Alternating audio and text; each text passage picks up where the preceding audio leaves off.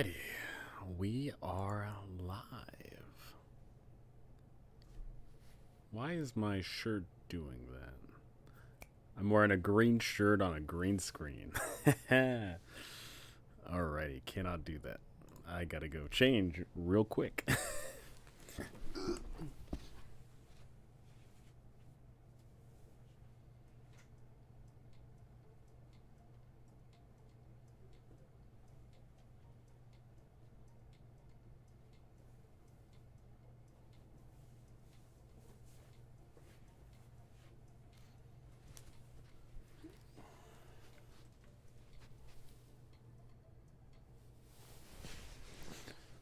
There we go.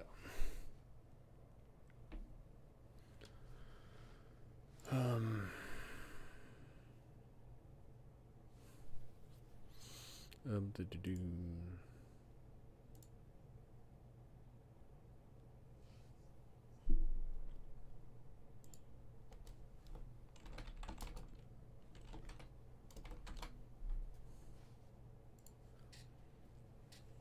Yeah, let's do that.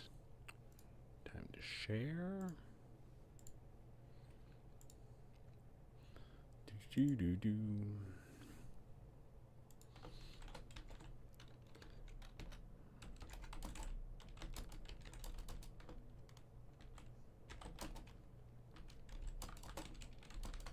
The new way.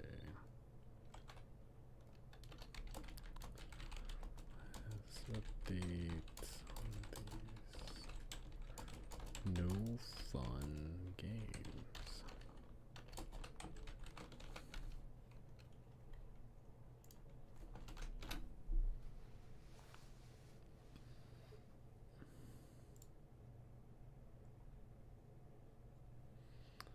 Yeah, let's do that.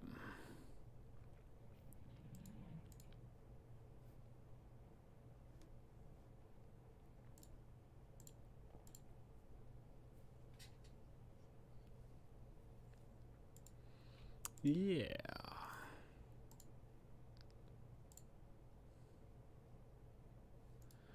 Alrighty. I think I've got everything set up. I just need to make sure my voice is actually capturing. OBS says it is, but you can never trust technology. You can only trust the people. You can only trust the fair viewer who chimes in and gives their fabulous input. Yeah,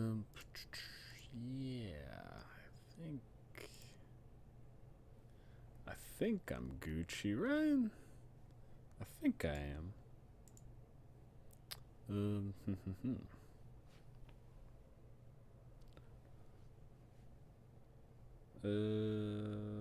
Yeah, I mean, I'm pretty sure I'm good. I just need to start telling everybody I'm live and all that fun jazz, and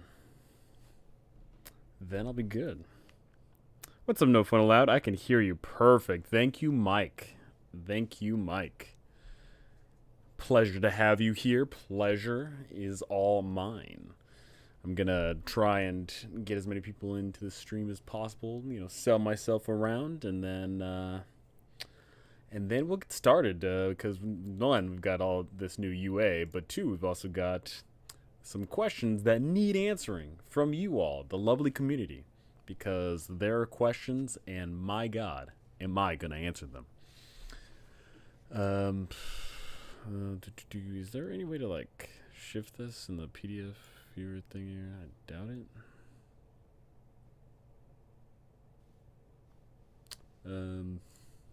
I guess I just have to move it in OBS. Oh no, I don't want that.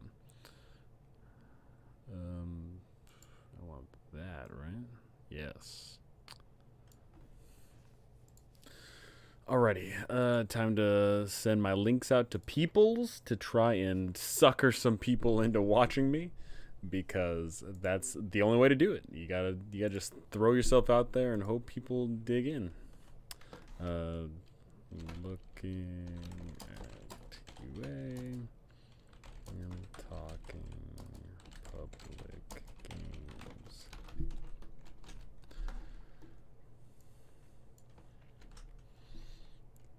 Time to send that everywhere.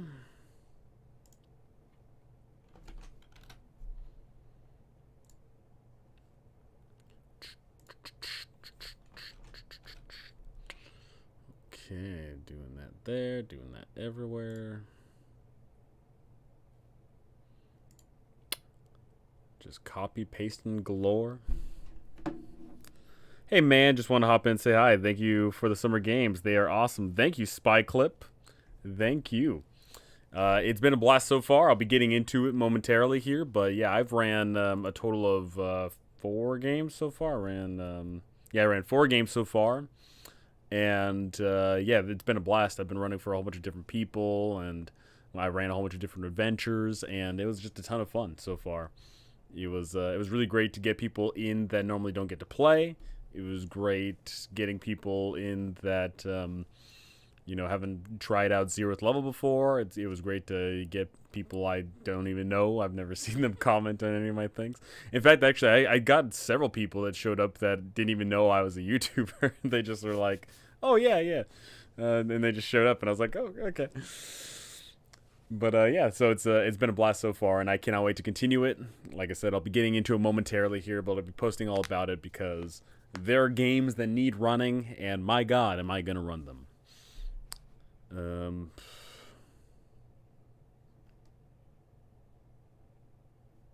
I totally lost. Okay. I think I posted everywhere I feel comfortable posting myself in, because I don't want to post myself in random places and make myself look bad, I don't want to go out of my way to look bad. I just don't. Alrighty, so yeah, as a friendly reminder for those of you just tuning in, I am going to be doing a Q&A here, and so feel free to answer those burning questions, or ask those burning questions, because I'm going to answer them, send them up, and I will totally grab them. But first, I want to take a look at this UA really quickly, because UA is always the hot thing. I always want to see what's going on with it. So yeah, let's dive into the UA. Did anything crazy happen in the games this week? Oh yeah, I'll totally get to that for sure. Some fun things happened. I will be getting all into that. So first, let's go over the UA just really quickly. Like, I'm not a player. I'm always a DM, so I don't really care too much about player options. That's just my personal take. I don't really care. But people do care. So let's take a look.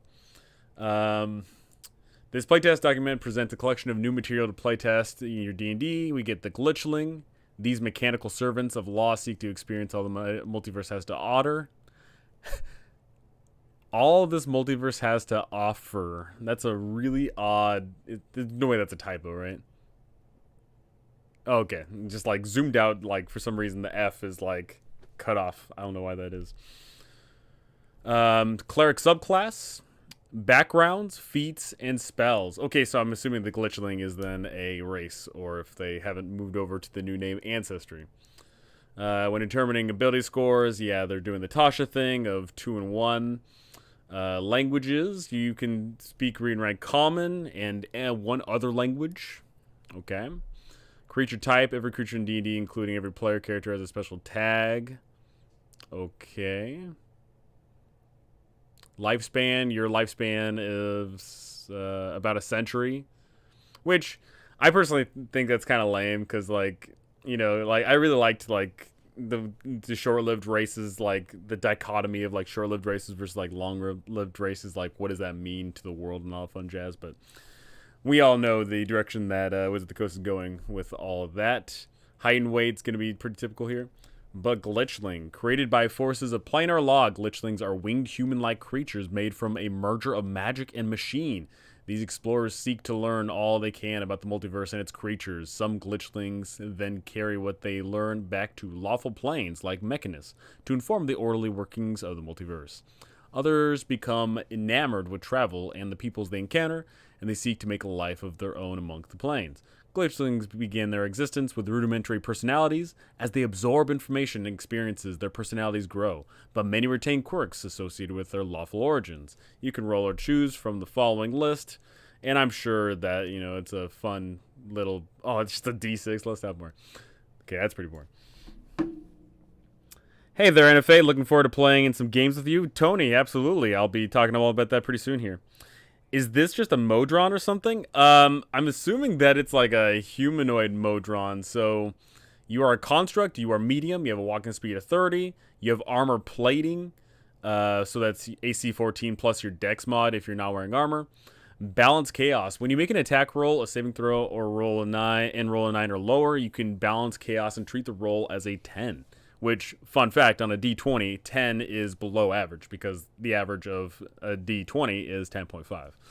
You can balance chaos in this way a number of times equal to your proficiency bonus and regain all expended uses when you finish a long rest. Which is insane because at level 1, that's really bad. Like, usually, like, you're only, like, applying, the highest bonus a level 1 character has is a +5 unless they've got expertise or whatever. But... that means that you'll bring something up to a 15, which actually, now that I say it out loud, at level 1, that's actually really good.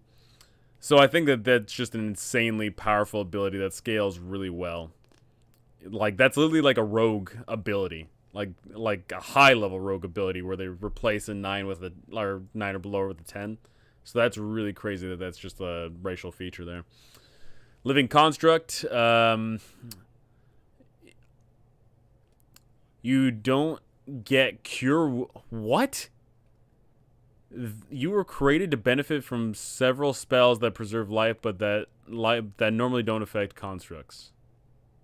Oh, I see. So they're just saying that even though you are a construct, not a humanoid, your creature type is construct, but you can still get healed. Which I don't know how many DMs like go out of the way to be like, oh, because you're a metal man, you can't heal. I don't know how many DMs do that. Like, I think I could be that vindictive sometimes, like, depending on the campaign that I'm running, but I don't know how many people actually do that. Have glitchlings appeared in previous editions? No. Glitchlings, to my knowledge, and mind you, I've read up the tomes quite a bit on all the previous editions. I, for the life of me, do not remember any mentioning or inkling of glitchlings. In fact, I think glitch is, like, a relatively new term in, like, the world. Like, I don't even know if glitch was, like, a word that was used up until, like, maybe the 90s or 2000s. I'd have to double check, but I think glitch is, like, a flat-out, like, new word. Need more weapons. Here's the problem, Pone, is that 5e doesn't care about weapons. Because you just use whatever weapon that you're proficient with that does the highest amount of damage, and you just walk away, right? 5e did away with, making weapons important. That's what magical weapons are for. But mundane weapons, you grow out of them incredibly quickly. It sounds just like a rogue Modron by a different name, TBH. Yeah, I mean, so far it already does, and that's kind of crazy. Ordered Mind, you have advantage on insight checks and on saving throws made to avoid or end the charm condition on yourself. So, in my games, I always have people trying to roll insight checks like every 2 seconds on PCs, and someone saying, oh, I've got advantage on this, every single time. They're like, oh, I bet it gets so annoying. And you have vestigial wings that allow limited flight. When you move, you engage your wings, and you have a flying speed equal to your walking speed until the end of the turn. If you are still aloft at the end of the turn, you fall. You can use this trait number times equal to your proficiency bonus, and you regain all expended uses when you finish a long rest. So, once again, this ties back into Wizards of the Coast is trying to divorce races from stats.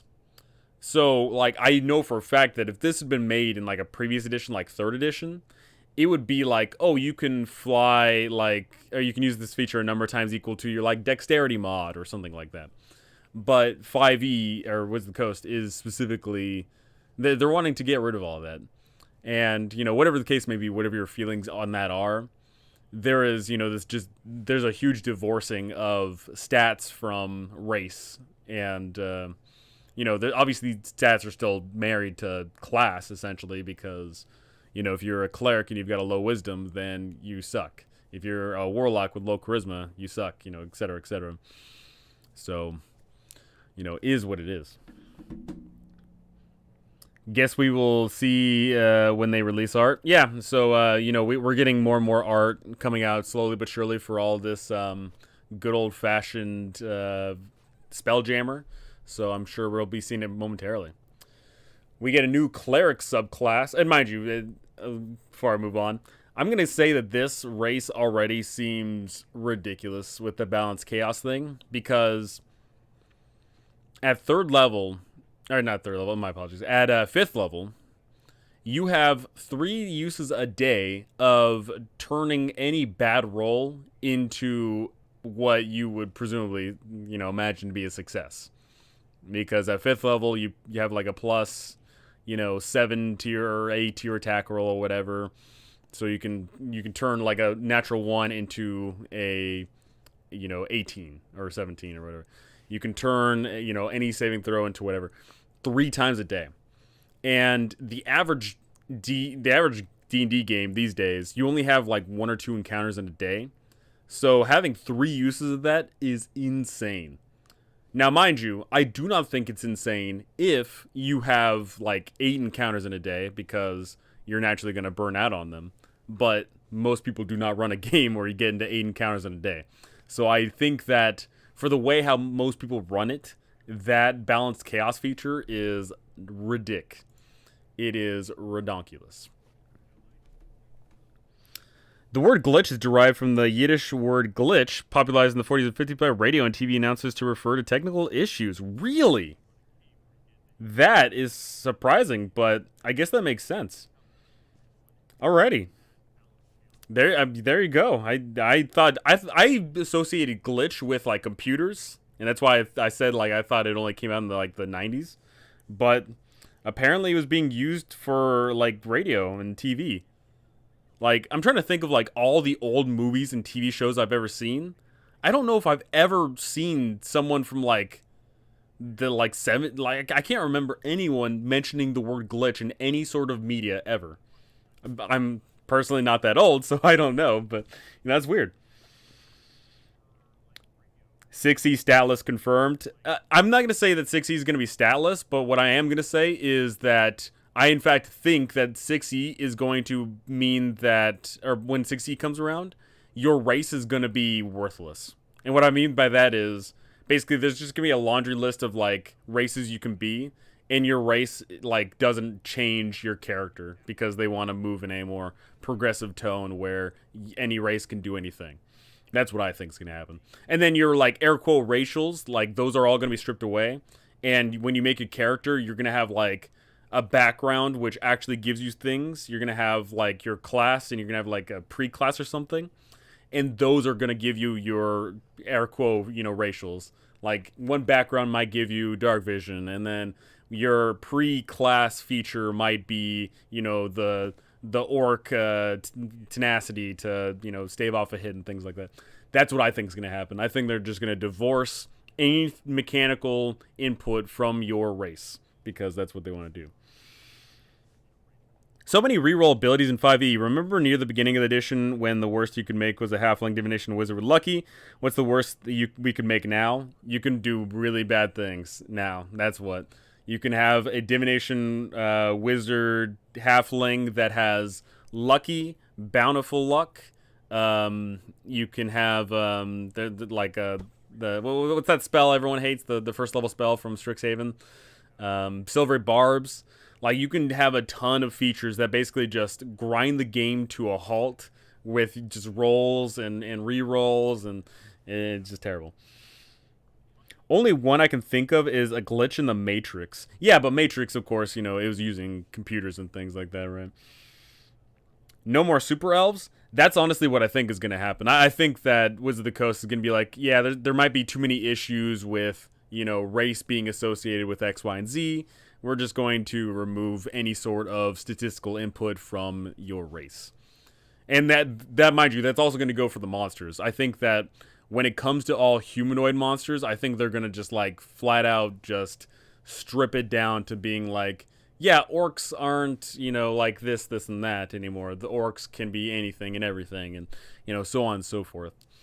So, but only time will tell. Hi all, hi No Fun, hi Helga, how's it going? We're looking at the new UA real quick, but in the moment, after that, we'll be going to the Q&A to answer all those burning questions everyone's got. So look at this. We got a new Cleric Domain, the Fate Domain. Gods of Fate perceive the future and how the choices mortals make derive their destinies. Some deities consider the future preordained, while others understand the multiverse as a place of infinite possibility. So yeah, there's the example deities for your pantheons. Let's take a look at the features. First domain level feature, you gain spells, which of course, all clerics get that. We get Dissonant Whispers, Heroism, See Invisibility, Warding Bond. See Invisibility is, without a shadow of a doubt, in my games that I've ever run, a never used spell. I've never seen a single PC ever take it. And it's funny because I regularly put invisible enemies in my games.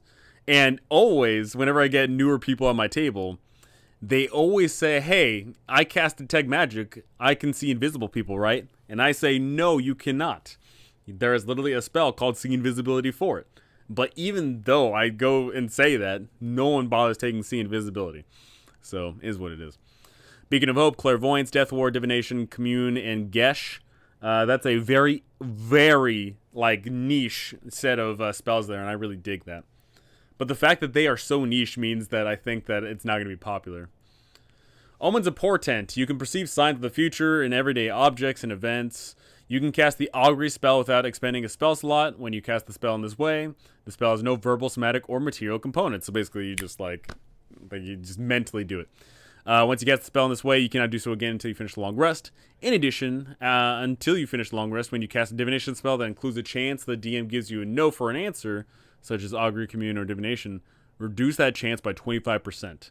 Alrighty, that right there is very interesting because if you look at earlier editions of D&D, a lot of them had, D percentile chances. In the very beginning of 5e, they had some features like that. And if you look in some of the adventures, even specifically the 5e adventure modules, there were times where there would be something that would refer to a percentage chance. But for the most part, that has gone away. For the most part, you don't see anything in the regards of that. Now, I know, and specifically when they're referring to this, there are spells where when you keep on casting Augury or whatever, then it's okay, the next time you cast it, then there's a 10% chance that it fails, or, and then it increments every single time. So adding a reduction of 25% chance there could add math to the game that people are not used to. I'm personally okay with it. I think that, for the most part, when you have adults playing at the table, you can figure out, 25%, minus, 30% on stacked on top of that. I think most adults can figure that out. So I'm perfectly okay with it. Cast a spell magic, remove their invisibility. Yeah. But it's hard, but you can't hit something that you can't see. Ties that bind, the second first level feature. You can temporarily tie your fate to others. As an action, you can touch one creature, magically tie with it. Or one object or creature. You tie yourself to fate for 1 hour. An unwilling creature must succeed on a wisdom saving throw against your DC. While the target is bound to you on the same plane of existence, you can sense the direction of the target's location, and you know the direction of its movement if it's in motion. In addition, once per turn, when you cast a spell using a spell slot to deal damage or restore hit points to the target, roll a d6, and the target receives extra damage or healing, respectively, equal to the number rolled. I really like this feature. Mechanically, there's the whole thing of I slap my homie and now I can heal them for a d6 more every single time I heal them. Yeah, whatever. But I also really like the whole thing of there's the risk reward thing of in combat you could slap the enemy real quick, and then you're dealing an extra d6 of damage to them. Right there, that gives them a sort of a hunter's mark or the warlock spell Hex. And right there, mechanically, I think that's already kind of cool as is. But more importantly is the idea of if the party splits up, the gang says, hey gang, let's split up and search for clues. You slap your homie real quick, and even if you get separated, like a wall comes down or they get teleported or whatever, regardless, you can still try and find your way back to them. Ugh. And I really like that. I think that is a perfectly fine first level feature, and I think that's really cool. You can use this feature a number of times equal to proficiency bonus because everything is keyed off of proficiency bonus these days. Hi, this is Ian, aka Skeleton. Hope you're doing well. I'm doing fan-frickin-tastic, Skeleton. Thank you so very much. Cast a spell magic, remove the control of the zombie horde from the necromancer maid. I do not... I have to double check on that. I think that could work. I think the issue with mechanically in 5e with that is if you can only cast a spell magic on like X number of targets or whatever. But what that does is that just means that like they go from being controlled undead to just undead that are uncontrolled. So, I think that mechanically that could, be cool. It depends entirely on the situation, of course. Channel Divinity, Strands of Fate. You can use your Channel Divinity to see and manipulate the Strands of Fate. As a bonus action, you can enter the state for 1 minute, and you are concentrating on this. Okay. For the duration, whenever another creature you can see makes an attack roll and ability check, you can use a reaction to give the roll advantage or disadvantage. Oh my god. That is ridiculous. Like, I really like the level 1 feature, because I think that's, like, totally fair. But then this one is just straight up a bonus action. Let's just call this a spell, because, whatever. You're concentrating on this. It's essentially a bonus action spell that gives you the ability to react and give advantage for your homies or disadvantage for the enemies with no saving throw attached to it. That's ridiculous. That's already like... The power creep in 5e is unreal. Like, when you look at like most games like that press on for years and years, like, let's say like card games, for example. Card games are pretty popular with this. You start out with really basic, simple core concepts, and then all of a sudden you flash forward years later, and the game is just wildin'. Like, a second level feature that can just automatically make opponent attack rolls just, automatic have disadvantage. Mind you, it's only for the one attack. But even still, like, that one attack is at disadvantage, or your homies at advantage. Or if they're at disadvantage, I guess, then you can even it out to neutral. Like, that's ridiculous. I can't even. I can't keep up with the whole power creep of the game. Alrighty, 6th level Insightful Strike. As a bonus action, you can choose one creature within 30 feet you can see. Your magic grants you a brief vision of the target's defenses. Until the end of your next turn, you gain one of the following effects. The next time you make an attack roll against the target, roll a d6 and add the number rolled to the total. So that's just a flat-out better Bless, because Bless is a d4. You're giving yourself a d6. And mind you, that's also better than Bless because you can still be affected by Bless, meaning that you could have a d4 and a d6 attached to the attack roll. And, or, I guess, here, the next time you make, the target must make a saving throw against the spell you cast. The target must roll a d6 and subtract the number. That is Bless and Bane on roids as a 6th level feature that you get to activate for a bonus action. This class is ridiculous. I don't understand how the first level features are so, perfectly fine and in tune with everything else. And then the 2nd level ability is ridiculous and the 6th level ability is ridiculous. This is nuts.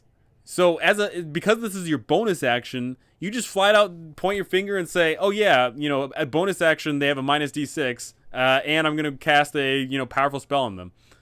A minus d6 is at worst a, -1 to their saving throw. On average, it's going to be like a -3 or 4. Like, that is ridiculous. I just, oh my gosh. I know that a lot of people are going to look at this and go, oh boy, this is neato, but I'm looking at this and I don't think it's neato. I think that this is unhealthy for the game. That's what I think. All right, the 8th level feature, you deal damage, wisdom modifier. That's pretty standard with Cleric. And then the 17th level ability, your knowledge in the future allows you to guide an individual to achieve their greatest possible success. You can cast the Foresight spell once without expending a spell slot. When you cast the spell this way, the spell's duration is 1 minute for that casting. Once you cast the spell in this way, you can't do so again until you finish a long rest. Which, I don't care about 17th level features at all. Like, none of them are overpowered because at 17th level, like, everyone is, like, superpowered, so is what it is. But the fact that, the 2nd level feature is just flat out disadvantage for the enemy more often than not, because I feel like more often than not you're going to make the opponent roll a disadvantage than give yourself advantage or give one of your teammates advantage. Like, that's just ridiculous. And then just the flat out, like, like, it depends on what kind of cleric you're running. I don't know how many people run melee-based clerics. More often than not, people just run, spell-based clerics. And as a spell-based cleric, just having your opponent fail, like, by making them roll d6s all the time is just ridiculous. My gosh. New UA? There goes my afternoon. One of my new players took see invisibility and they're planning on watching another player who has invisibility, and I'm very confused on the plan, but I'm just going with it. Players confuse us all the time. Hello, just finished DMing a session of Tomb of Annihilation, and your guides are really helpful. Thank you so very much. Tomb of Annihilation, my favorite campaign. Awesome stuff. Yeah, it's big and varied. We don't use UA stuff. That's smart. This is like Clockwork Soul's ability in that hardly gets used, right? Yeah, probably. Our DM is very strict. I mean, UA is... So, Wizards of the Coast has actually officially said it, mind you. Like, a long time ago they said it. Their design goal with UA is usually that they put out something incredibly overpowered and then nerf it. Because they think that it's a lot easier to put out something that's OP and then nerf it, as opposed to putting out something bad and buffing it. Which, I'm not a design executive, I've got no idea, but for me that just sounds like not the best plan, because then people get hyped for the UA, and then the people that just want to be overpowered put in like, oh yeah, this is perfectly fine, when it's like not perfectly fine, I don't know. Only lasts 1 turn though. Yeah, but you can use it every turn, right? You can use this bonus action number of times equal to your proficiency bonus. So, like, and once again, most people run 5e in the way of you get into 1 to 2 combat encounters in a day. And how often does combat last in your games? I think on average, like I saw, like the average combat is like 3 rounds. So if you're only getting into 1 or 2 combats in a day and the average combat lasts 3 rounds, then, I mean, that pretty much like is going to fulfill you the whole way through, right? UA shouldn't be used for regular games. It's for playtest. I'm also of that same belief as well. I think that, like, it's weird, right? Because, like, UA is no different than homebrew, right? Like, that's essentially what it is. Like, it's just untested things that we think about. Oh, hey, that sounds cool. But you don't know the ramifications until it's played. I think the biggest issue with, like, UA and homebrew and all that fun jazz is the fact that the game is already broken. Like, it's fundamentally already broken. 5e is an imbalanced game.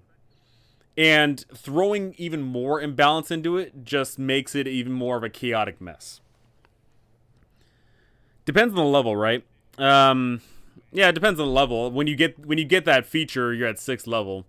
Yeah, you're at 6th level, so you have 3 uses of proficiency bonus, and then once you get to 11, I guess that's 4, right? Or is it 12 that you get plus 4? Already new backgrounds with bonus feats. Oh man, that's a controversial one, because 5e's typical backgrounds are worthless. But I personally think that backgrounds should be more mechanical, especially because, once again, I believe that by 6th edition, race is going to be non-existent from your character sheet. I think it's going to be your background, a pre-class, and like a class featured thing. Gate Warden, okay, you get some stuff, and you get a feature. In addition, when you find free modest lodging, I personally, once again, don't care about background either, because I think that a lot of people like take background just purely based off of the name and then almost like never use the feature. And the things like this, right? The Planar Infusion. In addition, you know where to find free modest lodging and food in the community you grew up in. One, how often are you going to go back to the community you grew up in? Two, how often after like one adventure are you going to be so poor that you need free lodging? You know, like a number of these issues come up, and I just personally, like, I think that a lot of the backgrounds are just like fundamentally flawed in that regard. Like, a lot of them are just like, oh yeah, you know how to get a free stay at a place. Oh, you, like, nobles may find you more fancy or whatever. But it's like, more often than not in 5e, you're running like a high octane fantasy adventure where you're going off somewhere, doing awesome things, and you're badass awesome heroes. Like, how often does it actually play into the game, right? Higher level combats last longer naturally. I don't know about that. I mean, like, because like, yeah, the enemies get more HP, but the PCs do more damage. Like, like, it does get to the point where the PCs could put out so much damage because of all the insane bursts that they have, that even if you put out a creature that's like got hundreds of HP, the PCs can burn it down. Backgrounds are supposed to be relevant to downtime. Most people don't run downtime, which means they kind of are just there to gain bonus skills. Yeah, I'd agree with that. You know, downtime activity is like non-existent in 5e, because in 5e there is no purpose to downtime activity, right? When you look at like first edition and second edition D&D, when you went out to the dungeon and came back, you only regained like 1 HP a day, or depending on the edition, maybe you got like a D3 of HP, a D4 of HP, whatever the case may be. So you barely got any HP back, which meant that you're in, like, you take 20 points of damage, you're going to be in town for 20 days. So yeah, you're going to be doing downtime activities. In 5e, per raw, you literally sleep off all the damage you took yesterday and are back at it again. And when you have that, basically just that continuous, like, super pulpy, high octane action chug, where you don't need to sleep, you don't need to like stay in town for like any extended period of time, then there is no reason to stay in town for any extended period of time, right? Dungeons & Dragons website, it's called Wonders of the Multiverse, most recent blog post. Yes. Yeah, my apologies, Ian, I did not see that. Downtime has the same reason it always had, to bleed the party of gold to make them want to adventure again. I think that nowadays, most people, I'm not going to say most people, but what I am going to say is, I think a lot of people don't adventure to adventure anymore. I think a lot of people who show up to the hobby nowadays, specifically, I think a lot of people that show up to games these days, I'm talking specifically of the 5e crowd and probably the Pathfinder crowd as well. They don't show up to adventure. They show up to be the adventure.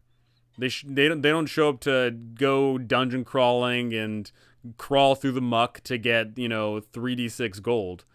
More often than not, most people want a narrative tied to the adventure. Most people want to save the world. Most people want to go explore the unexplored and deal with fantastical NPCs that guide them along on their epic quest and all that fun jazz. And I think that, the days of the Conanian style of getting gold, blowing it all in town, going out to get more gold, and repeating process, I think that for like the modern crowd, that just isn't a style of play that they're into. I mean, obviously this is like taking a general look at things, but I think a lot of people don't play that style of play anymore. Alrighty, so yeah, these backgrounds, apparently they also have a building a Gatewarden character thing, so like they tell you how to build your character now too, which I really don't like that. Like, I don't think a background should be like really showing off who your character is. It's weird. Let's take a look at another one. Planar Philosopher, Conviction. You gain a scion of the Outlander Plane's feat. In addition, members of the organization provide you free, modest lodging. Like, no one needs free lodging. Nobody. Not in 5e anyway. Alrighty, so we get new feats. I'm not gonna look at all these feats because I think that I'm already gonna be able to tell what these feats actually do here.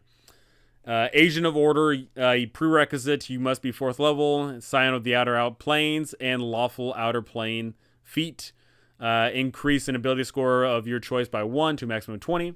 Stasis Strike, once per turn, when you damage a creature within 60 feet of yourself, you can deal an extra 1d8 force damage, and it must succeed on a wisdom saving throw, or be restrained by spectral bindings. These bindings manifest as chains, gears, encasing stone, or some other symbol of stasis. You can use this benefit a number of times equal to your proficiency bonus, and you regain all expended uses when you finish a long rest.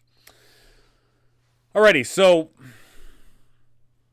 as I also mentioned, in regards of like the power creep of like the classes and subclasses here, man, like the feat things are going crazy too, because that's essentially like a spell. But not only is that like a spell, but you're doing damage. And it can be from a distance, and it can be like used when you feel like it. Like, that's pretty crazy.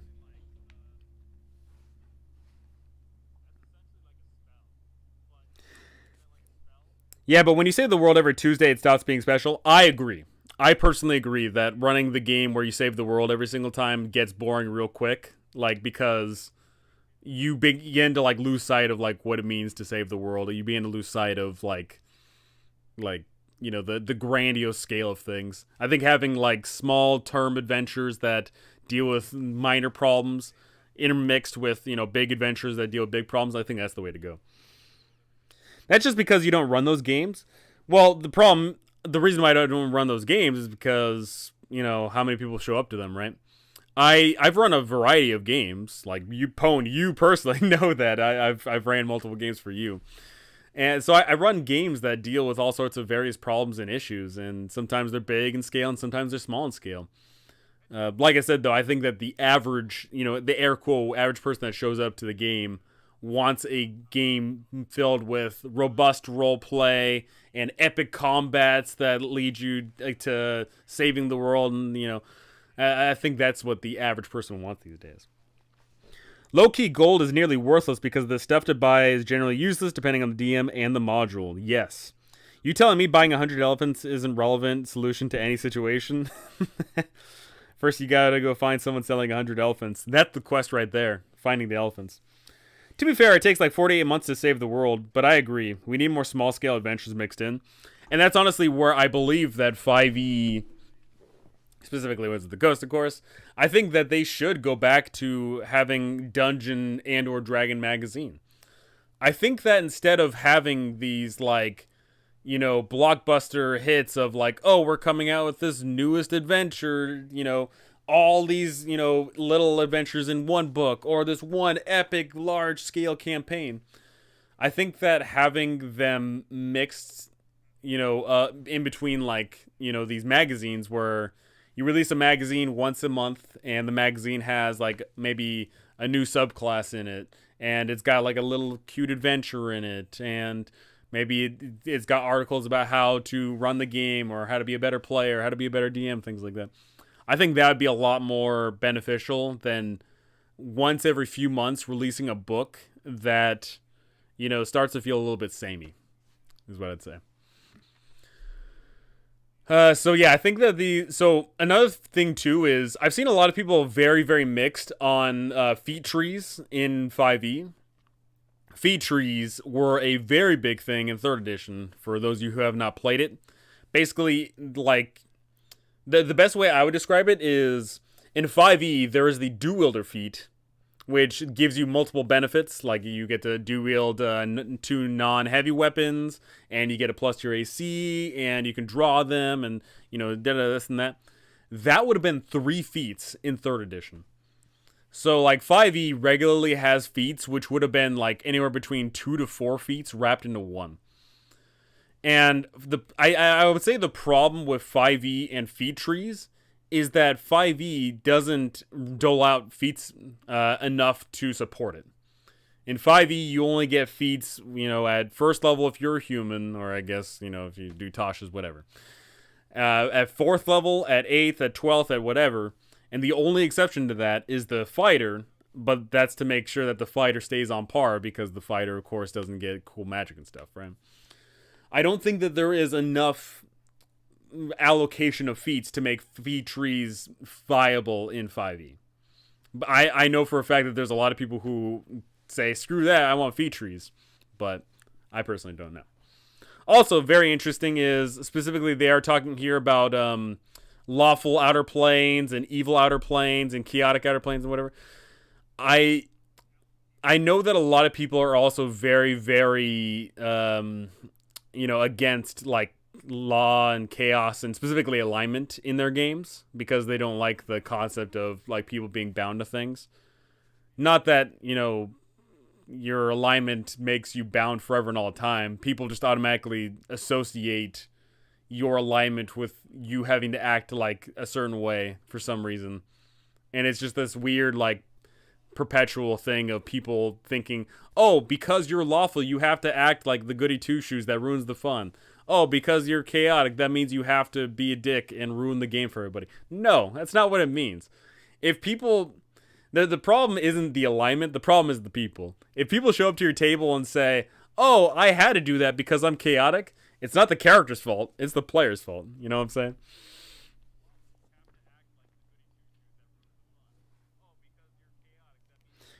Can you just be Matt Mercer? Well, Pone, I'm growing up the hair right now, so I'm trying to be Matt Mercer.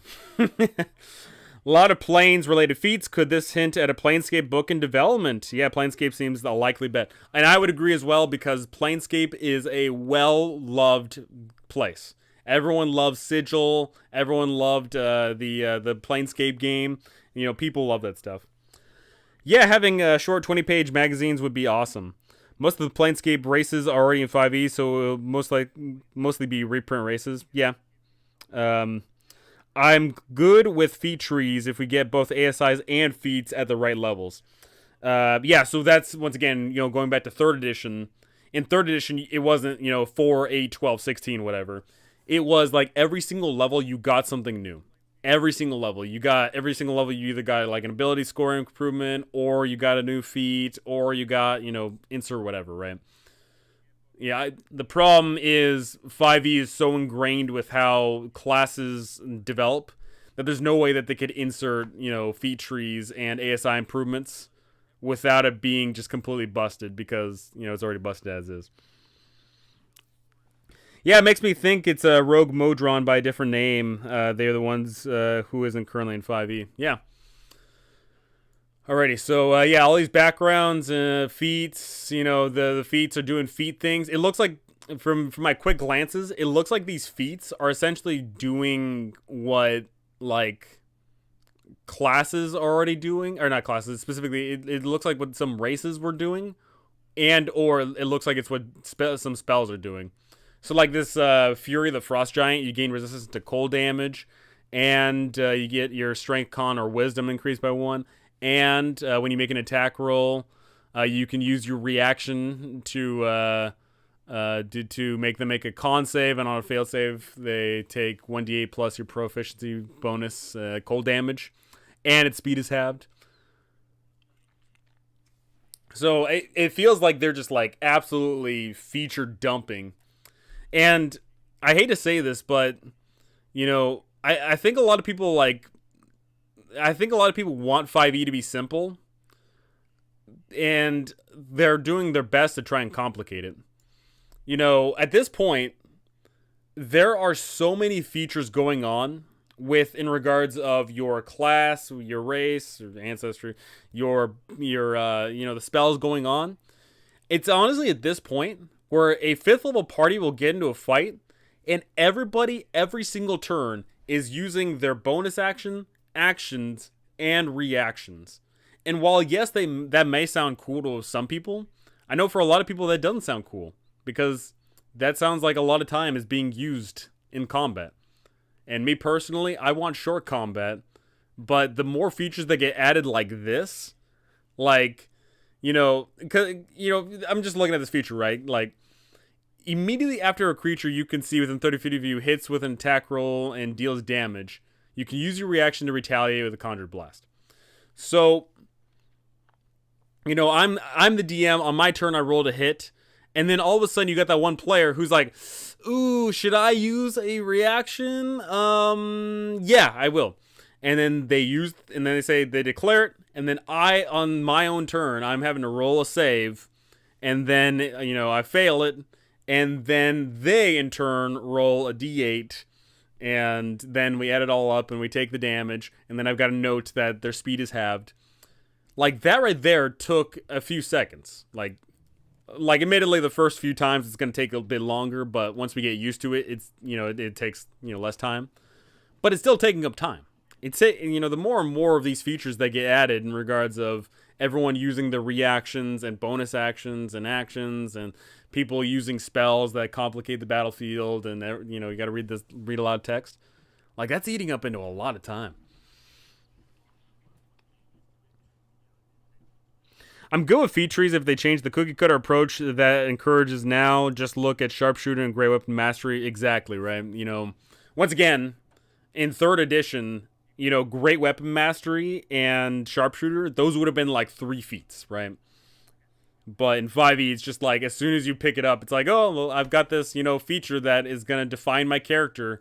And every single time I'm ever going to do anything, I'm going to declare that I'm using this feature, right? The level of player options and customization seems high enough. It's the core game rules and monsters that need more options, IMO. Yeah, and I'll be curious to see how they go about approaching that with the new 5.5 edition. I'll be genuinely curious. So yeah, there's all these feats, which I'm looking at them, and all these feats are doing is basically just giving people more options, which, if you're the fighter or the barbarian, then I guess that's cool.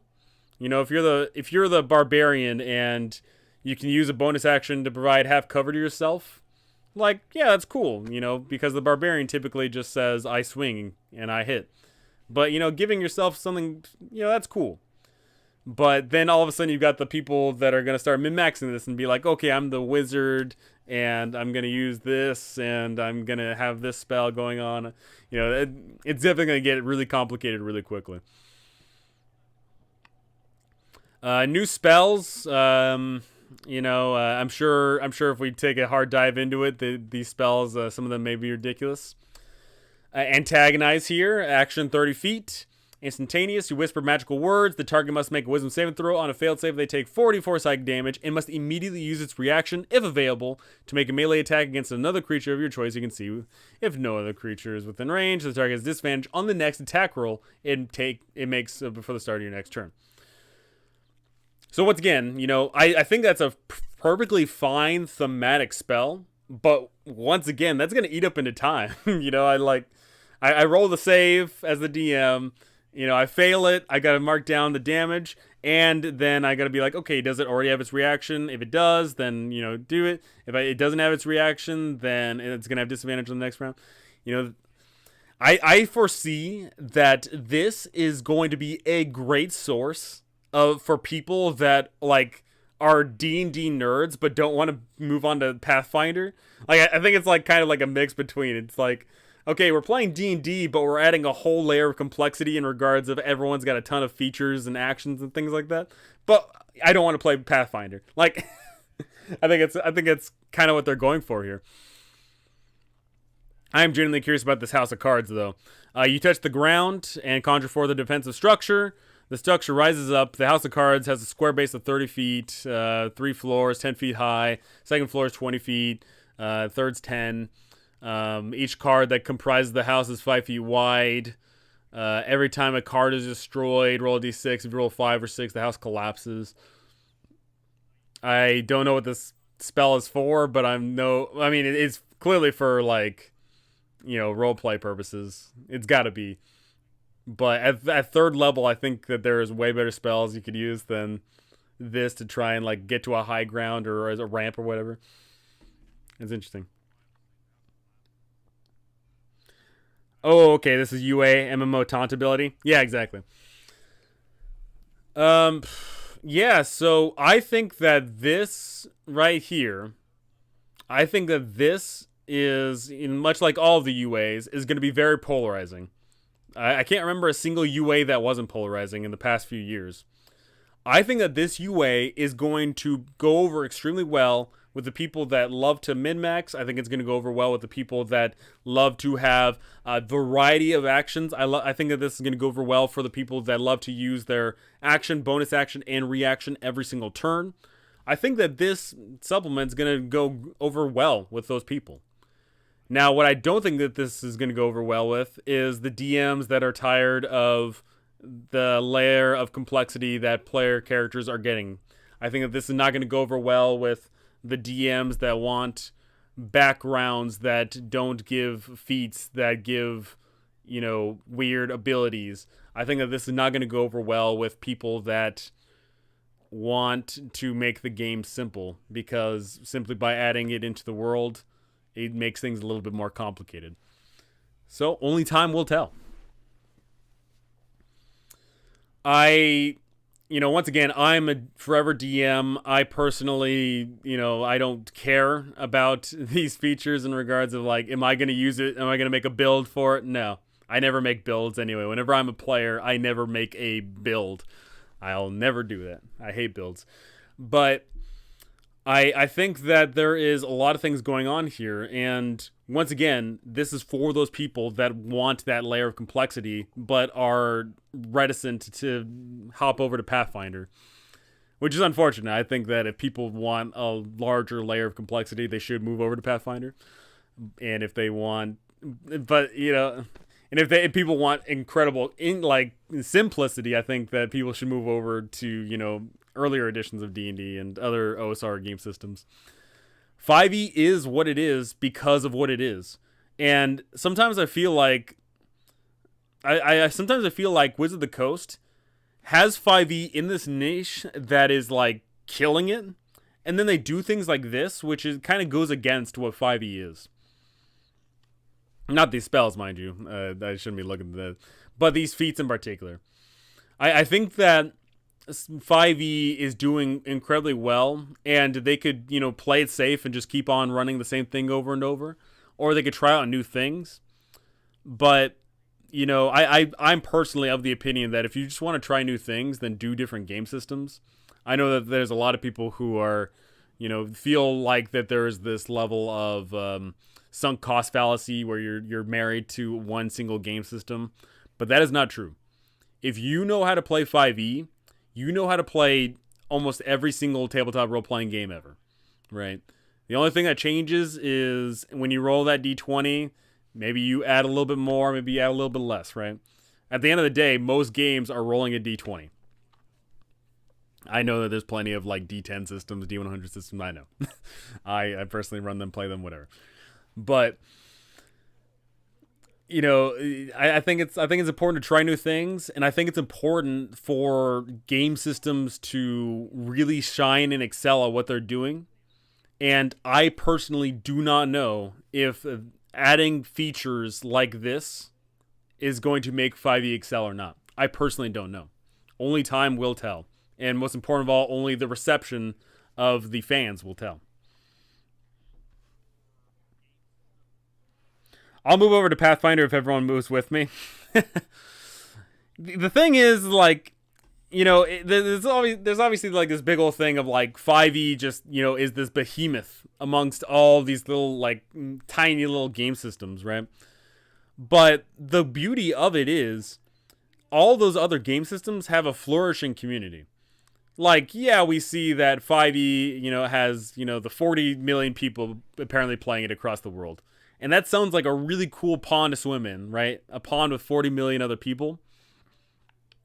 But then you actually break it down into brass tacks and you realize, of the 40 million people that are playing D&D, or 5e in particular, how many of them are, running homebrew? How many of them are running official modules versus homebrew adventures? How many of them are, allowing builds? How many of them are ran by DMs that want to kill PCs? How many of them are... And you start breaking it down little by little, and you realize that even though it starts off as a 40 million strong pond, the niche that you in particular want gets smaller and smaller. And when you look at other game systems, sometimes it can be easier to find the niche because you start off in a smaller pond. You can look around a lot easier. That's my own personal anecdote on all that. If you want a game that has X, Y, and Z, sometimes it's easier to find that in other game systems versus trying to find it where you're at. I want exploration. I think a lot of this complexity is in the wrong place, especially with Pathfinder. I think exploration, damn it, not hour-long combats. Yeah, so 5e, or not 5e, but D&D was built upon the three pillars of combat, exploration, and roleplay. And roleplay being, specifically more along the lines of social interaction. 5e is a combat game through and through. I know that there was some 5e dev that said, "Oh no, 5e's got plenty of X, Y, and Z." But if you actually look at the rules, the exploration rules are next to non-existent, and the social interaction rules are next to non-existent.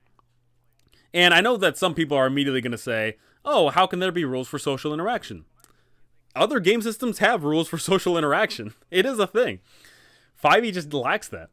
5e, if you look at it through and through, it's always about combat.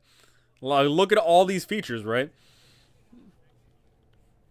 If 5e had feats, I think a perfect example of that is what is a feat that's going to be taken more often in a game? Are people going to take the actor feat, which allows you to mimic people, or are people going to take Great Weapon Master?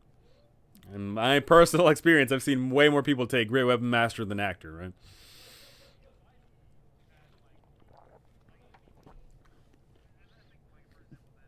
Meanwhile, monsters still get nothing new, and the power creep keeps going towards the players. That is a correct statement.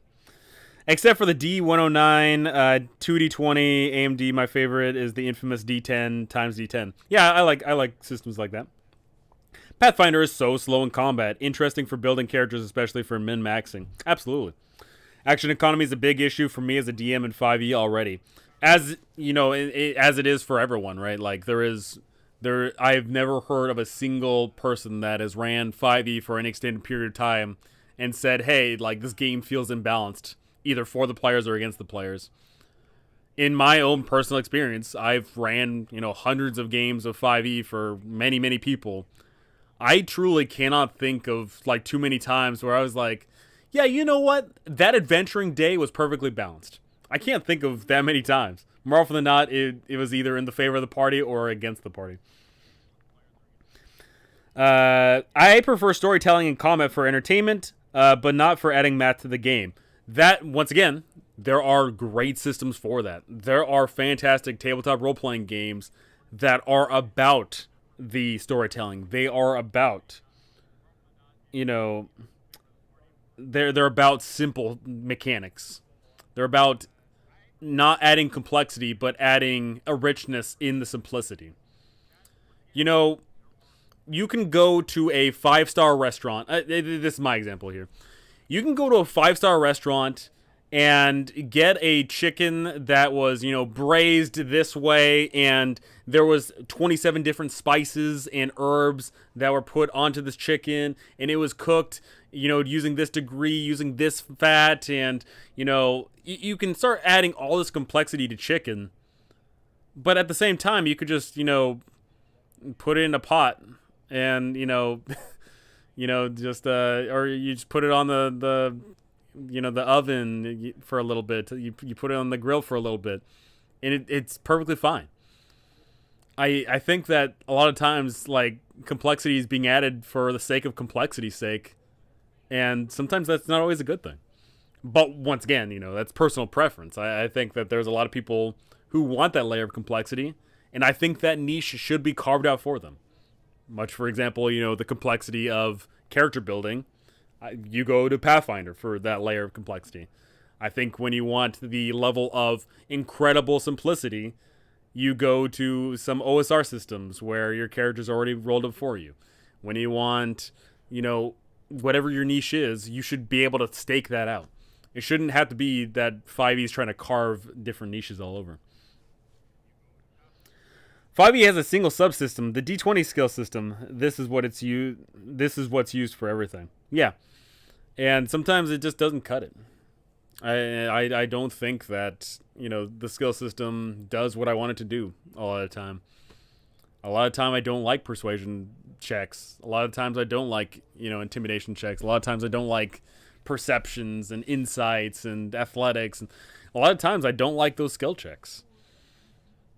But, it's all about trying to make the game a certain way. Alrighty, so that was my hour-long rant on this UA. I think that this UA, once again, for a quick recap here, I think the UA is going to sit well with the people that love this stuff, and I think that love that layer of complexity. I think this is going to go well for all that. Actually, fun enough here, power level. The character options you read here might be more or less powerful than options in the player's handbook. If a design survives playtesting, we adjust its power to the desirable level before official publication. This means an option could be more or less powerful in its final form. They have not balanced things to the player's handbook. I'm trying to think here, but of all the subclasses in 5e, I'm pretty sure all of them have just been completely overshadowed by subclasses from, future things. I can only, the only thing I can really think of that stands out from the player's handbook would be Bear Totem Barbarian, because they get resistance on all damage, except for Force and Psychic. I think that every single subclass is oh yeah, this subclass is cool, but this new subclass is a heck of a lot better. I'm pretty sure that's the case.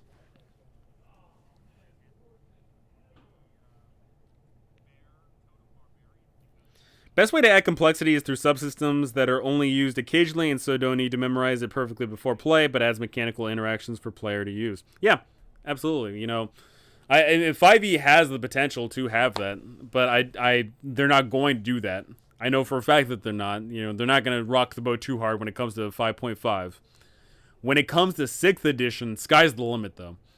I genuinely don't know what direction they're going to move in for 6th edition, in regards of how simple they're going to make the game, or how complex they're going to make the game, or, more freeform or more rigid. I genuinely don't know.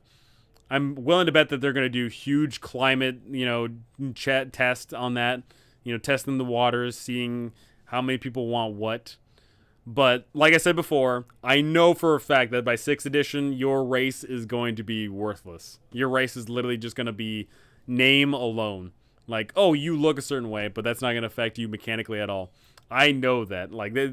There's considering how they're treating things right now, there's no way that that's not going to be the case. Alrighty. And that was that for the new good old-fashioned Wonders of the Multiverse UA. So moving back on here to the Q&A.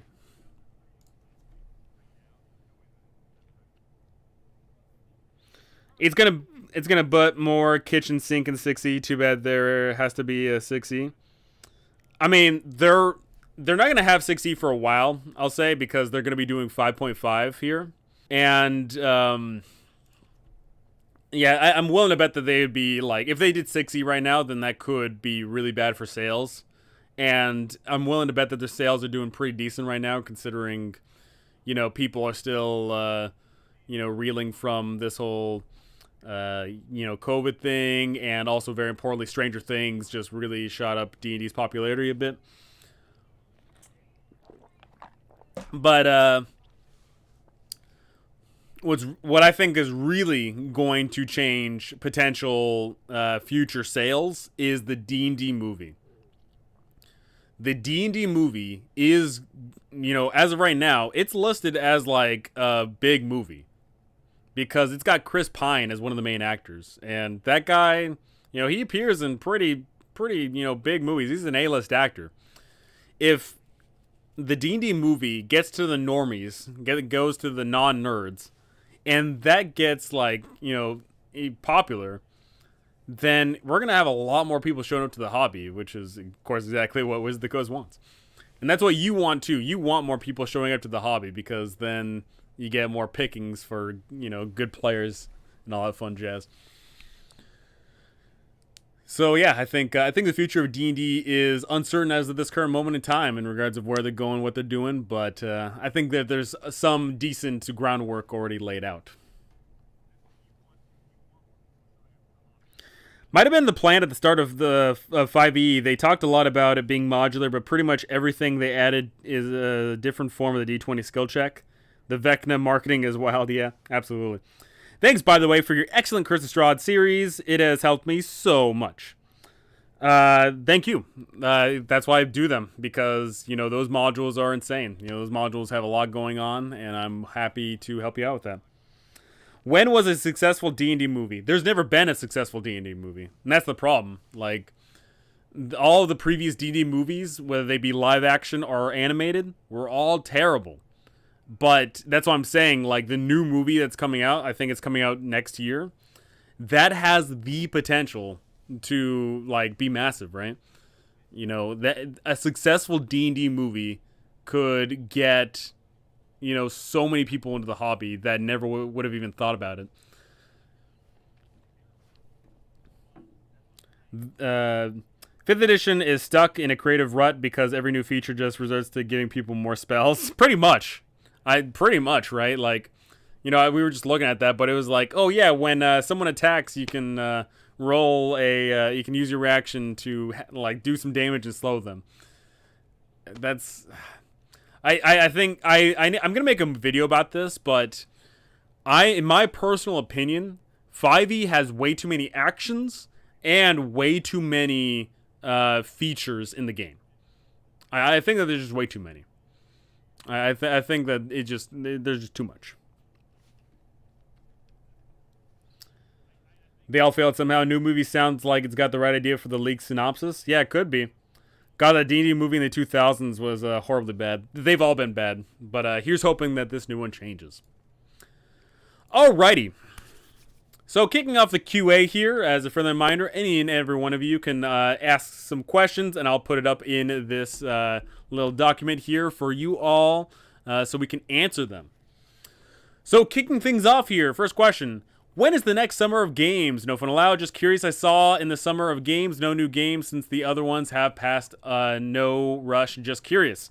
I will be making I'll be posting that up tomorrow. So for those of you that don't know, no fun allowed here. I am running the Summer of No Fun, and that is going to be me running a whole bunch of public games for people. My first set of games were using Dungeon Crawl Classics. I will be using Journeys Through the Radiant Citadel pretty soon here. And this is what the schedule looks like. I'll be posting this up on the YouTube and on the Discord and wherever else. And there'll be public games for you all to join in. All you have to do is join the Discord and react to my posting. And there you can join in on the fun times. Or the not fun times. So I'm going to be posting one tomorrow. I just got incredibly busy yesterday and today because I just inherited a dog for a week. And I'm figuring out how dog ownership works because I've never had a dog before. So other than that, I think I've got it down now, so I'll be able to keep on pumping out a regular schedule. I'm going to be running anywhere between like 3 to 5 games a week, and I'll be using different game systems. I'll be using 5e, Dungeon Crawl Classics, Old School Essentials, Call of Cthulhu. Maybe I'll throw in some Mothership in there. Maybe I'll throw in some other game systems. Who knows? But the answer to that question is tomorrow, 7/19. So there's that.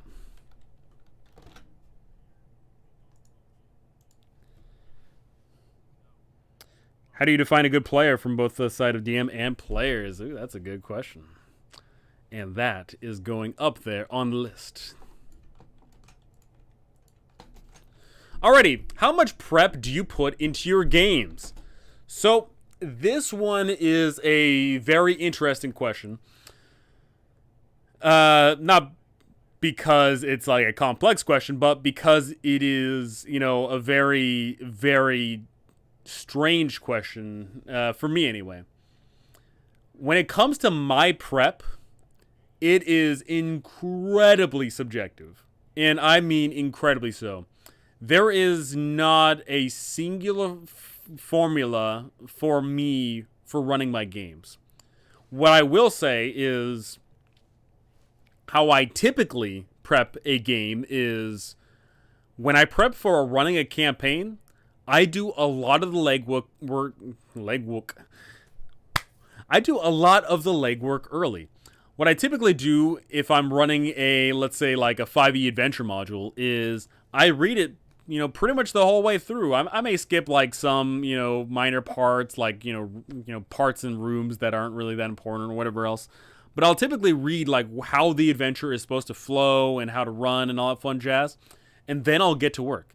I'll start, working on the tokens. I'll start working on the maps. I'll start working on, all the fun little features if when I'm running online. And then I'll also get to work on potential, potential ways to get my players from X to Y and then from Y to Z. And I do a lot of the prep work early. And what that does for me is, like, let's say, I'm going to be running this game on, like, Thursday afternoons, let's say. Like, what I'll do is, instead of prepping the whole week through, what I'll do is, I'm about to run this campaign. It'll take a few months. On a Friday, Saturday, Sunday, I'll spend like all day long prepping for this. I'll be writing up all the everything. I'll be writing up, whatever. I'll be working on the tokens and whatnot. And then when it comes to running each individual session, it doesn't take me that long because I do a lot of the prep work ahead of time. And I really like that because, throughout the week I'm busy with whatever else. And then I'm thinking to myself, I've got to prep for the game on, let's say the Thursday afternoon. I could, maybe the prep only takes like, 10 to 30 minutes. Like maybe I'll be like, okay, let me just review the notes. Okay, so instead of, so I had them originally going there, but they got scared of that, so I need to reroute them here. Okay, that'll be easy. And, I find that my method is really great for me. However, what I'll say is that is not a good way to prep if you are uncertain, because it has happened to me before where I've done a lot of prep, a ton of prep, and then the game just doesn't fall through. I do a ton of prep. I read the adventure module. I write up all the fun stuff. I add my own homebrew things. And then we run like one session. And it's like, okay, campaign's over because the group doesn't work or someone's moving away or, whatever. So I've been burned by that approach. So how much prep do I put in my games? I will say a lot. A lot. But I do it ahead of time. That's what I'll say.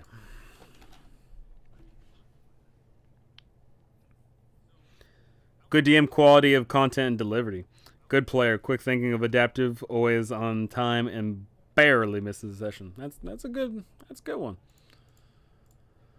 Do players surprise you all the time with their decisions, or do you just expect the unexpected? Yes, I do in fact expect the unexpected. One of my key philosophies for being a DM is I love presenting problems without personally knowing the answers. I'll present a combat challenge to the players and say, hey, you're in the tavern and then all of a sudden, 20 bandits attack you. What do? I personally don't know how they're going to solve it. I love that part.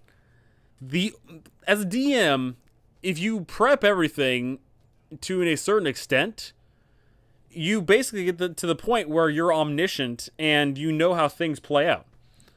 And for me, seeing how things play out is boring. That's almost like writing the script for a TV show and then watching it getting acted out. Like, yeah, it can be fun, but I already know how the scene's going to go, right? I personally love I love putting my players into situations where we both don't know what's going to happen. And I think that's like one of the best things about it is just showing up and saying, "Oh yeah, I've got no idea. Oh yeah, there's a 20-foot chasm in front of you. How do you get across? I don't know how you're gonna do it. You come up with a reasonable solution to get across. That's awesome." So yeah, absolutely. I love expecting the unexpected.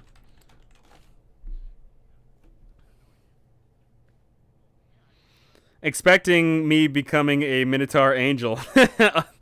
That was unexpected. I did not expect you to become a Minotaur Angel, right?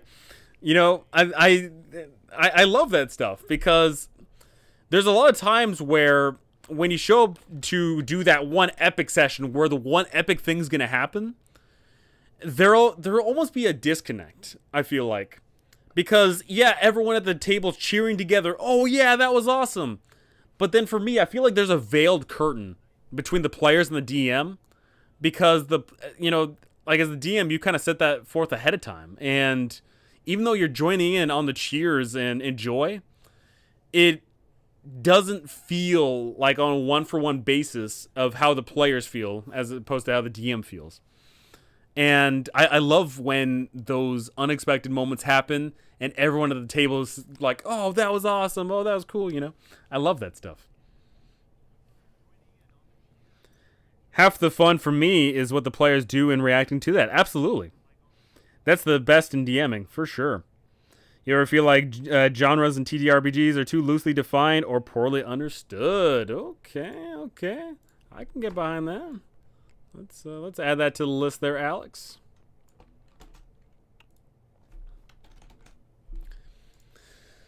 Alrighty. With the release of the Radiant Citadel tomorrow, what are you looking forward to or hoping to find within its pages? Here is what I'm hoping to find in those pages. I'm hoping to find unique adventures that tell a tale that hasn't already been told in the modern lineup. What I'm hoping to find in the journeys through the Radiant Citadel is evocative, enjoyable, and memorable adventures. I think that there can be an issue with some of the anthology series that have shown up where they could potentially be forgettable. I think that there is the issue of you could run adventures for players where, yeah, it was cool at the time, but then flash forward a year later or two and you don't even remember it. That is one thing I'll say about what's good about the large, adventures when you're running big adventures is you typically don't forget them because you're running them for so long. I ran, Curse of Strahd for like 26 sessions in one of my run-throughs, and that was really memorable. I ran, Waterdeep for like 50 sessions, and that was really memorable. Things like that, right? And I think that the issue with some of these anthologies is that they may not be memorable enough.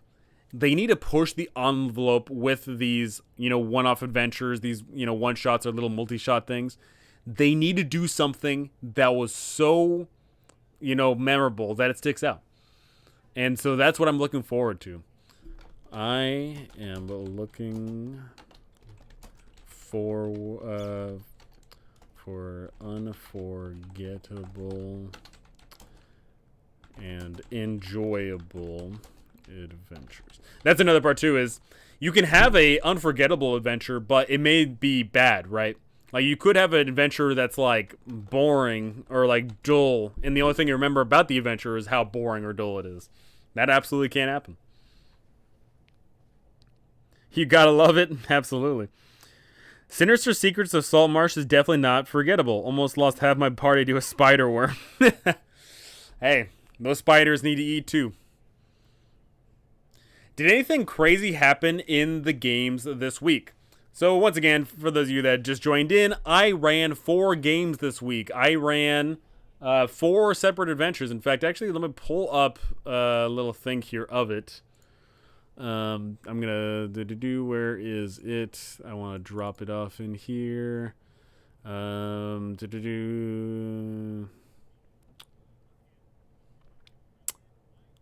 Public games. That's where it is.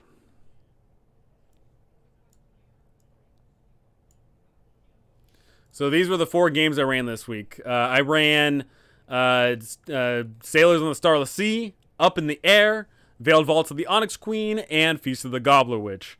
All these were 0th level adventures where I gave every player 4 0th level peasants that were all losers and nobodies, and sent them off on a wacky adventure where some of them died and they tried to save the day, or they tried to get out alive, or they tried to get gold, or whatever. I'm trying to think of the most memorable wacky thing that happened. Specifically, what is this question again? It is anything crazy happened in this game. What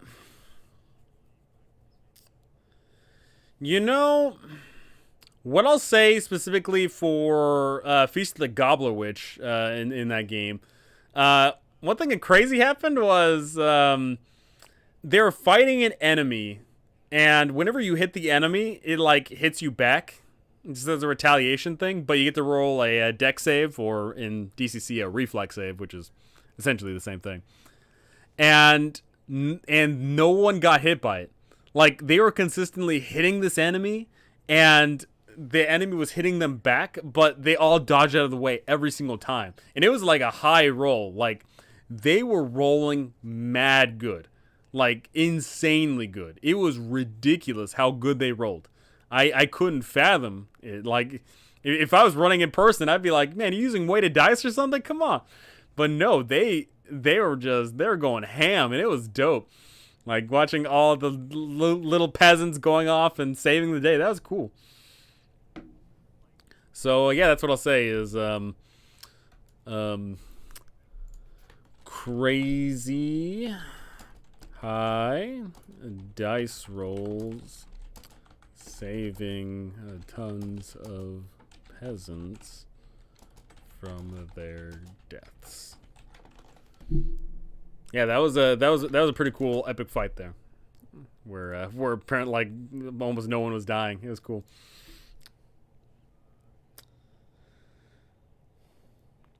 Question: what kind of game sessions do you not enjoy at all? Ooh, that's a good one. That is a good one right there. I'll definitely add that to the list there. Let me put that up real quick, lax.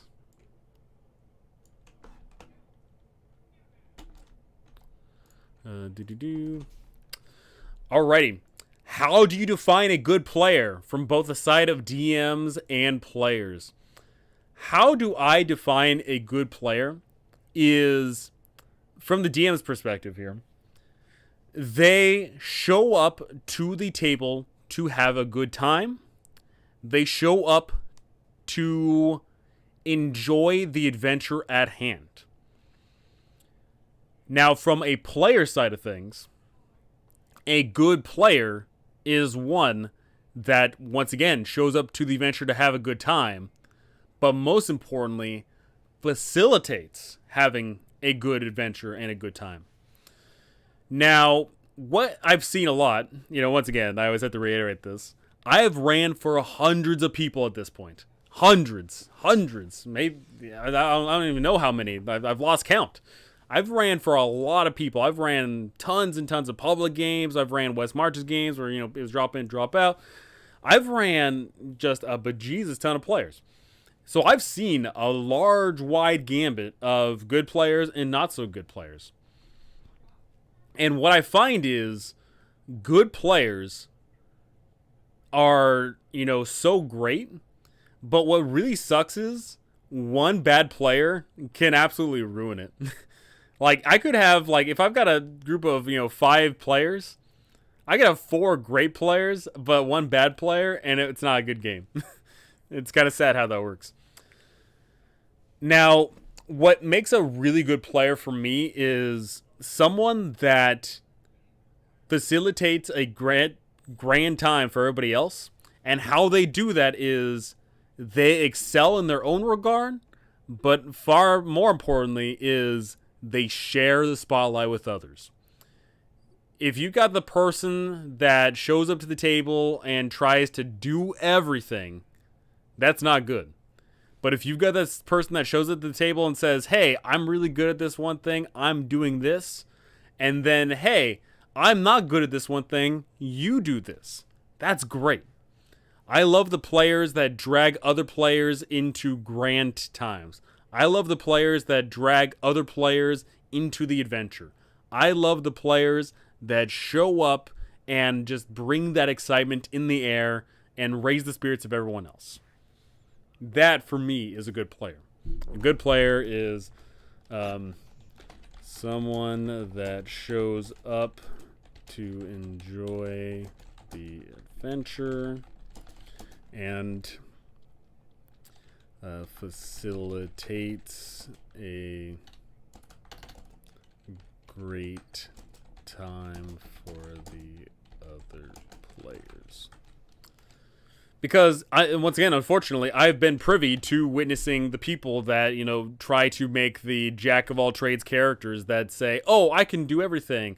Oh, I can talk. I can be the one that talks, and oh, I'm gonna be the one that carries all the magical gear, and oh, I'm gonna be the one that does well in combat. No, I'm gonna be the and unfortunately, that just means that you're just leaving other players out of what could be potentially fun for them.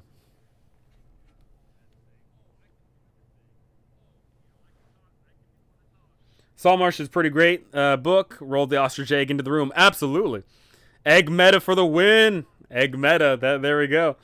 Spicy. Proud user of the egg meta. We got the egg meta veterans in here. Like that harkens back to expecting the unexpected, right? Or not expecting anything, right? I love showing you guys could have handled that situation a number of different ways. There was obviously one really good solution, which you guys did eventually solve and find. But of course, there was, in fact, a myriad of ways you could have solved it. And one of the ways you somewhat not necessarily solved it, but you kind of skirted around the issue was the egg meta. And that was just genuinely funny. Just you guys showing up and being like, oh yeah, instead of going into the room, I'm going to grab an egg and roll it into the room. Like that's fun, And once again, that's also something that you don't normally do in a 5e adventure at high level because, you typically think that you can do whatever you want and you've got a ton of features and spells and abilities and whatever else. So I really dig that. You ever feel like genres in tabletop RPGs are too loosely defined or poorly understood? Yes, absolutely. So, once again, I am here to tell you that there is no single game system that can do everything. Not a single one. Not a single game system. As much as some people try to make it out like they can, it cannot. 5e is a perfect example of that. 5e does what it does well, but it cannot step outside of those bounds. I think a perfect example of that would be 5e does not do horror well. Because you're typically not afraid if your character can shoot a fireball. You're typically not afraid if, when you get hit, you have, 3 chances to come back up, but it doesn't matter because someone can just, blow a little kiss healing word from across the room, and you come back and you're perfectly honky-dory. You're typically not horrified if you get hit, and then you wake up the next day and all of your boo-boos are gone, right? Typically, that is the case. I think that specifically, when it comes to genres in tabletop RPGs, a lot of people look at things with a blanket thing of we were actually talking about this earlier, but Pathfinder's complicated. 5e is the one true answer. OSR is too hardcore. This and that. The reason people make those, snap judgments is because it's easy. That's just the truth of it. It's so much easier to look from a distance and say Pathfinder is complicated instead of actually trying to learn what it is. It's a lot easier to look at the OSR and say, OSR is for grognards that just like killing players. It's a lot easier to say that than it is to actually look into it. And it's unfortunate, basically, one way to look at it is we're all in this neighborhood. We're all in this one suburb. But instead of us, coming out to play in the cul-de-sac, we're all, behind in our own backyards looking over each other's fences, glancing over for, a quick little snap and seeing like, oh, they're doing something weird and they're doing something that I don't know. And that's really unfortunate. We should all come together. We should come to understand what other games mean. You should check out Pathfinder and be like, oh yeah, it's not complicated. It's just that it is purposefully more, about this certain type of game. Oh, the OSR isn't just about killing PCs. It's all about, this and so on and so forth, right? The issue isn't necessarily that they aren't loosely defined, I don't think. Like, it can be to an extent, of course. Like, it just depends on what information you're presented. Like, if you only ever showed up to me, after playing a, 0th level adventure, you may have some conclusion and say, oh yeah, old school games are all about being like losers that can't get anything and do anything and everyone dies. But that's not true.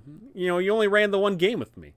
If I ran other OSR adventures, then you'd be able to see, oh yeah, it's not just about being a worthless person that's going to get killed at the end of the adventure, right? There is actually way more to it.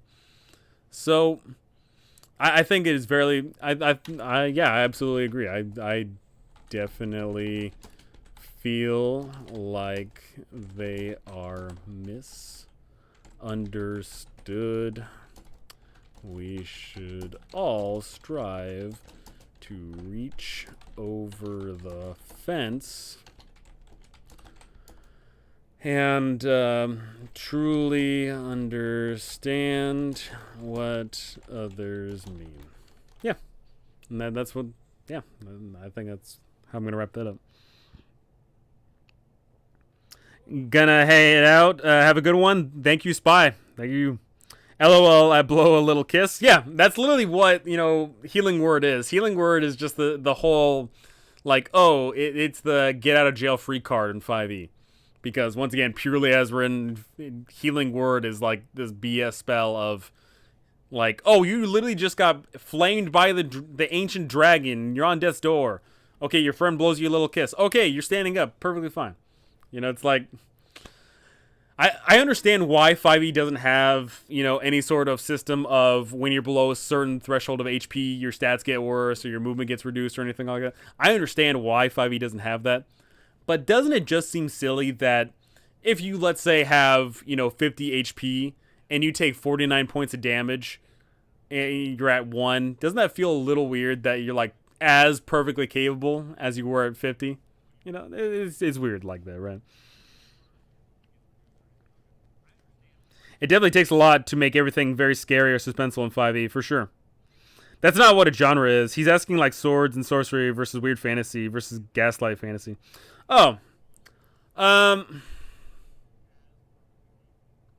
I mean, I would also agree with that as well. Like, my statement still stands. Like, I definitely feel like they are misunderstood, right? So now retracting that then. Like sword and sorcery, versus, weird fantasy versus gaslight fantasy. Once again, I believe that they are misunderstood, right? I believe that people don't bother understanding that. And I guess that somewhat kind of fits with, like, OSR being, way more lower fantasy than 5e and Pathfinder's, absurd high fantasy versus, weird fantasy and things like that. I definitely think that the genres are misunderstood, but once again, that's not because they're being necessarily lied to or anything like that. It's more so just along the lines of you only ever see a snippet of something and you just make a quick snap observation and you can't be bothered making any sort of further elaboration or judgment on it. So that's how I feel. I like different genres of games. And I think it's important to play different genres of games because much like how we talked about, saving adventures where you save the world again and again and again, if you run the same adventure where you're saving the world again and again and again, it's boring. And I mean, not necessarily boring, but, it gets stale. And I think that the same goes with genres. I think if you just keep on running the same, pulpy, swords and sorcery game, then maybe you need a little palate cleanser. You need a little genre shift, Maybe you need a little something else. So that's what I'll say to them. Now, here's one. What kind of games / sessions do you not enjoy at all? Well, first one is simple, is just where I've got bad players. You know, because I run for like public games a lot, I do every once in a while get some people that I don't enjoy running for because maybe they are spotlight hogs, or maybe they are, just obnoxious, or maybe they are just trying to do stupid things for the sake of doing stupid things and like waste everyone's time, whatever. Like, I don't enjoy those games at all, but typically from like a more broad sense, the kind of games sessions I don't enjoy, like in a general like purpose like campaign, I would say the kind of sessions I don't enjoy are the ones where there needs to be some sort of setup, but like it's hard to like shoehorn in fun. A perfect example of that would be if I'm running a campaign and let's say like they go to the Underdark, and when they're in the Underdark, they need to be given like this piece of information, or else like they're just going to be aimless. I hate those sessions where like I've got to give my players this information. Mind you, not necessarily even giving the characters the information, but just giving the players the information. I hate those moments where, in those sessions in particular, where I just got to shoehorn in something, and sometimes it just doesn't fit.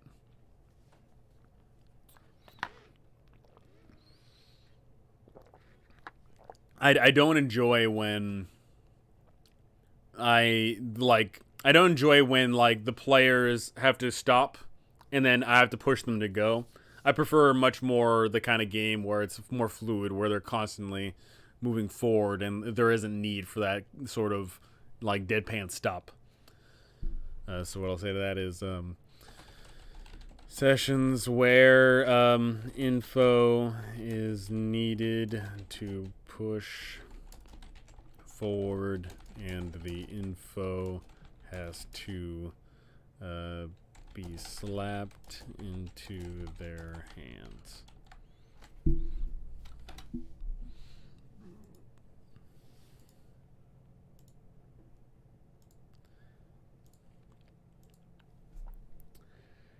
Whew. Alrighty, so yeah, we any more questions from all y'all? Feel free to chime in. I'm down to clown with all y'all questions and answers.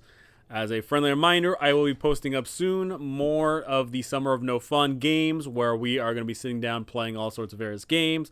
I am, of course, going to be running Journeys Through the Radiant Citadel fairly soon here. I'll be making videos on that. I'll be running some more DCC. I'll be running some different game systems. So join in on the Discord to join in on the fun. I don't like filler sessions. Seems a failure of planning. And that's what really sucks too, is like sometimes it isn't necessarily a failure of planning. Sometimes it is just the stars align in a negative way, right? Like sometimes you have things planned out, but your players, purposely, maybe not purposely, but your players do something that like obfuscates your goal. Maybe your players do something where it truly was unexpected, and you just had to sit down and be like, "Oh man, I had planned everything for you guys to go in the A direction, but you guys are going in the B direction. So now I gotta take my time to change things up." Sometimes those things happen, and you have to roll with it.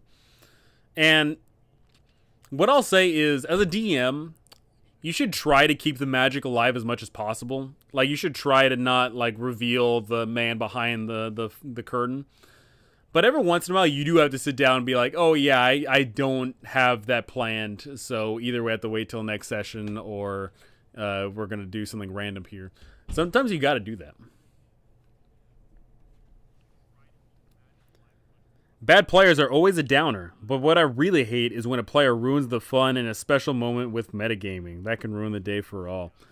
Yeah, it definitely depends on the level of metagaming, but like the traditional level of metagaming is things like, oh, that's a troll. We have to, do it that way. Or, oh, they actually have this spell. That means they can do that, Like,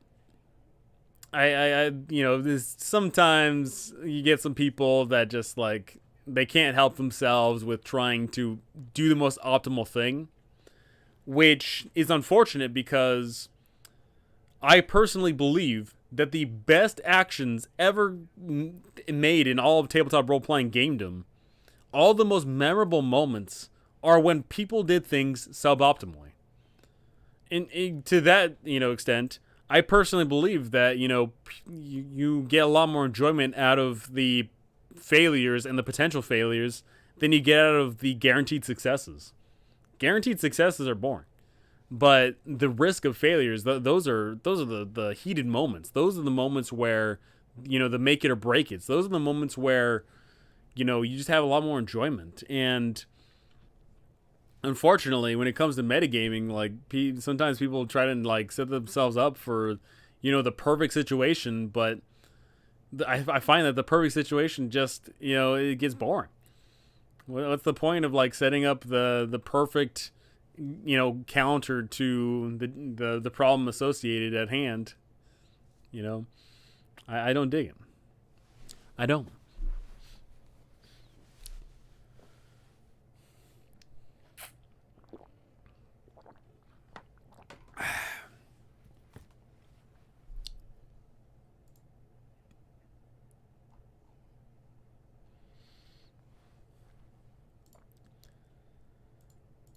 Oh boy, oh boy.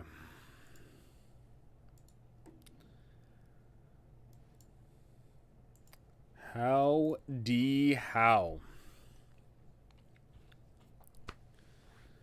I have so much I need to do. There's a whole bunch of writing that I have not been able to catch up on because of the whole watching a dog thing. There's a whole bunch of stuff I need to do to pump out further content, but I haven't been able to do. But I plan on doing it soon. I really do. I really can't wait to get the gears grinding here. I'm gonna have some fun content coming out. I've got a lot of things on my plate, but what's gonna end up happening is I'm gonna have a lot of things to show for it. I think I'm gonna have a lot of content. I'm gonna have a variety of content for people to hop in on, and I want that. I want to show off a whole bunch of the content that I'm creating for you all, so you can grab whatever floats your boat. I'm working on a bunch of things in regards of, I've got the monthly magazine, I've got several like dungeons I'm working on, I've got several like fun little supplements and things like that. I've got a lot of things cooking up, and when I release them all in one go, it's gonna be a blast. I currently am working for some other content creators as well. Like I write like little adventures or like little supplements and things like that for them. And it's fine and fun, right? Writing for other people. But, I like, the more I work for other people, the less, time I have to work for me. And I want to do my own thing, But unfortunately, I've got bills to pay. I've got my own mouth to feed. Ain't nothing in this world for free. So, it's a constant struggle. I'm working. I'm trying to work for it. Any thoughts about running pre-written dungeon crawls efficiently? I got lost in all the checks for traps and what's in each box, and looking everything up to keep things straight slows down the game. I will definitely add that momentarily. Honestly, my favorite memories are the most optimal plays: pulling a door off its hinges to use as a plank, poisoning a miniature with a poison lamb leg, poisoning a minotaur with a poison lamb leg. Ugh. But I mean, I'll say for like the brief thing here, like that doesn't sound like well thought out ahead time. Those sound a lot more like improv, right? Like those sound a little bit more like, oh yeah, that like could potentially backfire. Like, oh, that could potentially not work, but because they did work, it was awesome. Alrighty, any thoughts about running pre-written dungeon crawls efficiently? I got lost in all the checks for traps and what's in each box and looking everything up to keep things straight. So it really depends on the product. I don't know which product you're talking about or referring to in particular, but some products, they have a beautiful layout, and other products do not have a beautiful layout. Now, what I'll tell you is, it sounds like you're running a thing that does not have a beautiful layout, and to that degree, then unfortunately you got to do some legwork. So one thing I would do is, getting lost in the check for traps and what's in each box and looking for everything up. What I would do is, to keep things real simple, just make bullet points. Bullet points for a room are fantastic. I would love for you to actually tell me what product you're using in particular. So, like, maybe because I might have some experience with it. But simple bullet points are fantastic. Like, you can read out the little synopsis of the room when they enter, and then all of a sudden just be like, okay, let me actually refer to what's in this room without having to read through like 5 paragraphs of text. Okay, in that chest, there's 37 gold and this and that. Oh, but bullet point of, okay, when they enter room, DC whatever check, or they activate trap. Trap does X damage. So my suggestion is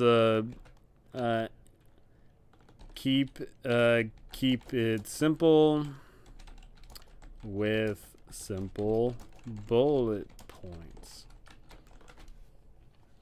Yeah, once again, Mike, I would love to know what product you are looking at, if it is like a 5e adventure or something, because there's plenty of fantastic things out there that you wouldn't even need to do that. Like, a great example is a lot of the Dungeon Crawl Classics adventures here. A lot of them are really good at presenting some of the key information in really concise text, and you can pretty much like run the adventure as you're reading it. It was an Adventure League model and I hated the way it was laid out. It wasn't intuitive at all to me at all. That's the funny thing. So 5e Adventures League modules, they are feast or famine sometimes with the layout. Like, some of the earlier ones I love. Like, per example is, I love the Curse of Strahd Adventures League module. I love that one. That one, it basically laid out like, okay, what is going on in this chapter? Where are your players going? What are they fighting? And like, specifically once they got to the areas, okay, there's this monster, there's this trap, and there is this reward. Like, those ones were simple. I think some of the newer ones, unfortunately, have had a bit more of a bit of fluff added to them that was unnecessary. I think some of the newer Adventures League modules, which, mind you, I haven't looked at the newest one. I haven't looked at the Wild Beyond the Witchlight. But from what I heard, it lent more along the lines of being more fluffy. So yeah, unfortunately, yeah, what I'd say is it does require some legwork, but you just have like either a sticky note, or if you're running online, just have like a little note or whatever of like, in X room, there is this, and that. Instead of having to constantly worry yourself about having to read and pausing the game, because the worst thing you can do is like just sit there and have the game paused while things are being resolved, because nothing's going on, right?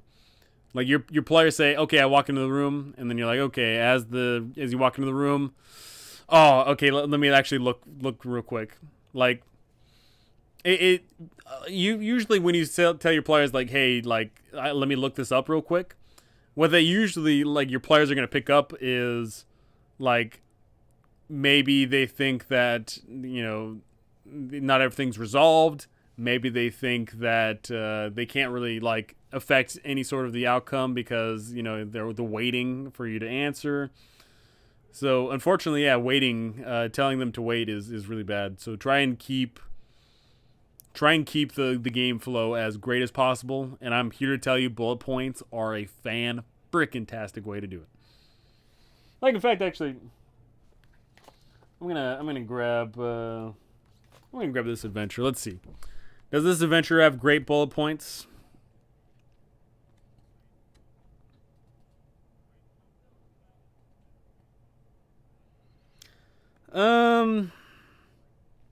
Alrighty, so this random adventure I just picked up, which is Love in the Age of Gong Farmers.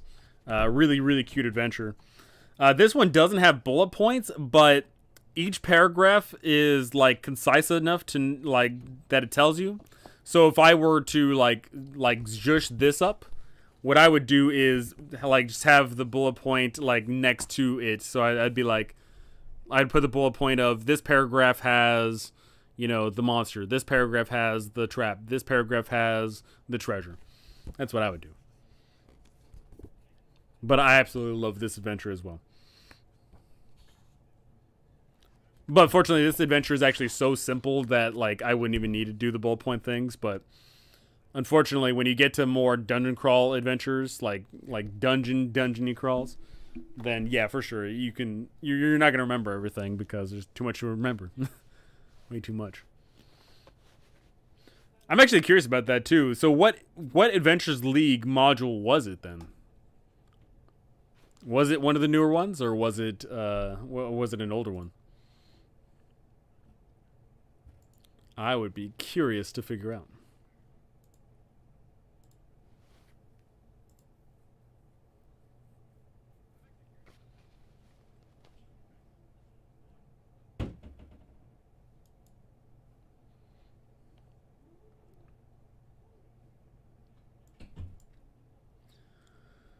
Oh, goodness gracious.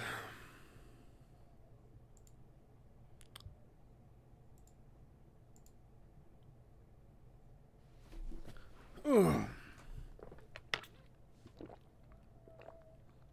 How long I've been going for? I've been going for 2 hours. All right. I'll go for like another like 30 minutes or so, I think. So long as people stick around for the next 30 minutes, I'll be around. So yeah, once again, you know, I'm an open book. Go ahead and ask me your burning questions about RPGs or about me or about whatever. The first mission from A City on the Edge, first AL module from Tomb of Annihilation. Yeah, so I remember Tomb of Annihilation was, I think, the turning point of when the AL module started doing a thing where you'd have the really basic adventure modules where it's just like a railroad of your players like go to simple dungeons or they go from one scene to the next. But then you've also got in Tomb of Annihilation, you've got the modules like City on the Edge where there's a bunch of moving parts and there's a bunch of like, you know, more complex things going on. So yeah, what I would say is unfortunately, or maybe fortunately for your players, you read it through, and as you're reading it through, just make quick little notes in the margins. Make like quick little mentions of, oh yeah, you know, in this room there is definitely X, Y, and Z. Because with bullet points, you know, when you have like just blocks of text, your eyes just get lost naturally. But bullet points are just a fantastic way for your eyes to just grab really, really great bits of information. When you run Moon Call Classics, you need a character built, or will we build them as part of the session? I wouldn't want to waste time on building them. Sad. So I would just say I just have a whole bunch of pre-builds.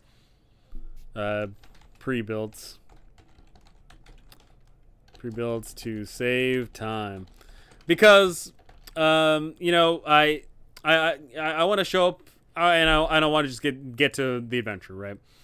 I think that especially when you are running for air quote randos, when you are showing up to run for new people, especially if they are new to each other, the more you just need to hop in on the action. You just need to make up the you just need to just hop in and just have a great time.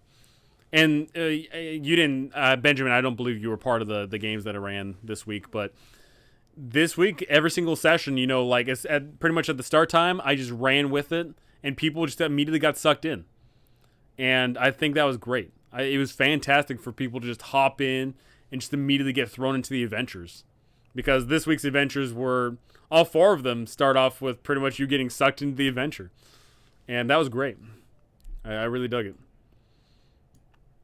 So pre-belts all the way.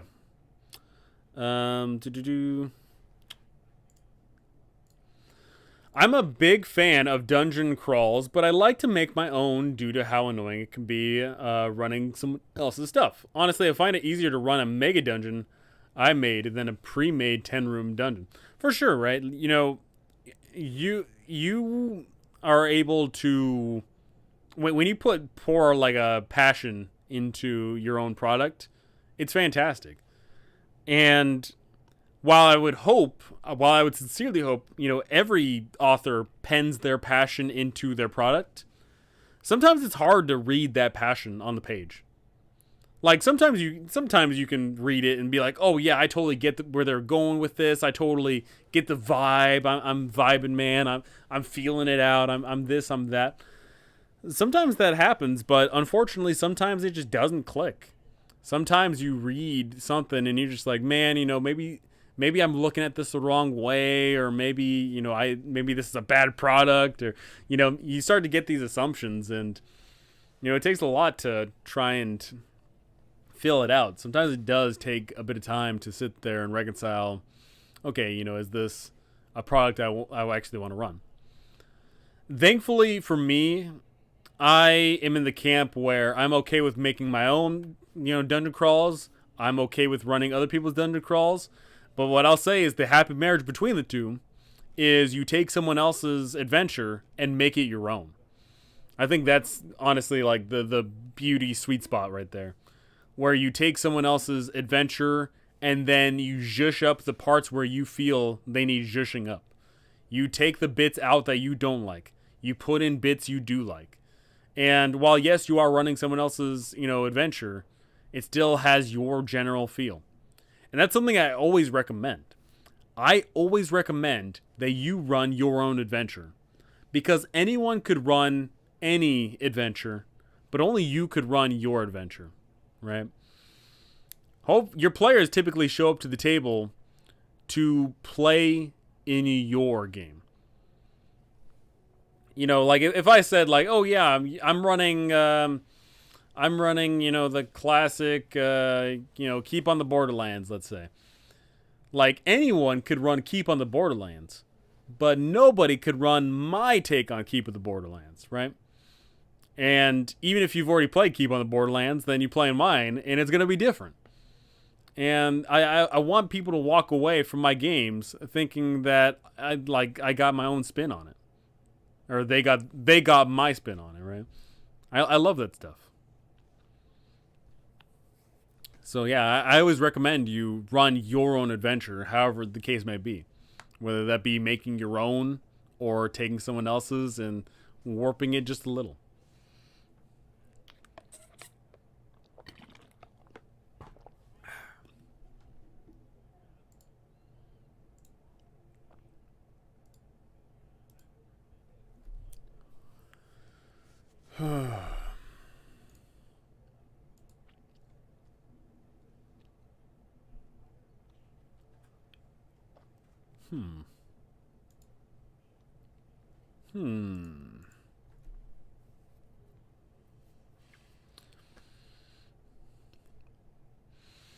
Instead, I was invited to a dinner tonight, but I had to rescind the invitation because I've got to watch a dog. And for those of you that don't know, I've never had a pet before, so I've inherited this dog for a week, and it's changed my life. Maybe not necessarily for the better, but it's changed my life.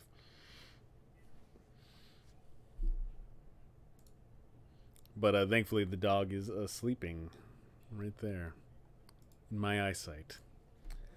I've got the beast in my sight.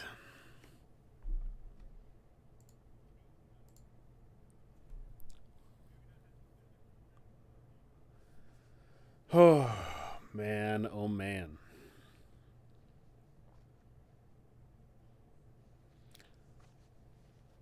Any more comments, questions, concerns, gripes, complaints, factoids, observations. Anything and everything is appreciated. I always like to see that, that chat crawl. I like to see that thing move. I like to see that interaction.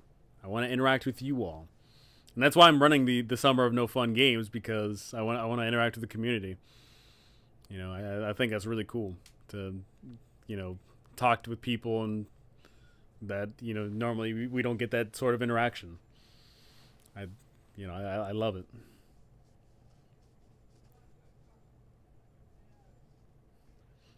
I spoke about the dog, and now it's staring at me menacingly. What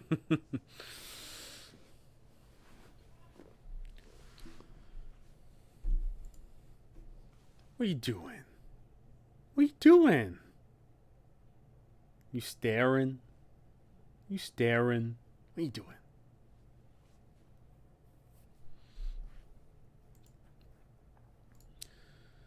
Oh, man. Oh, man.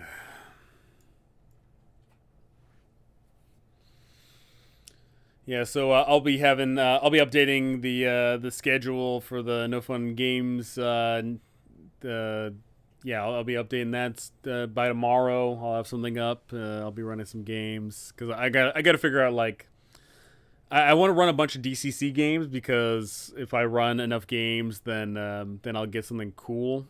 I'll get I'll get a whole bunch of like swag. So I'm gonna be running a bunch of games. Not that I'm sponsored by Dungeon Crawl Classics. I wish I was sponsored by Goodman Games. Fun fact about my channel: I've never been what do you call that thing?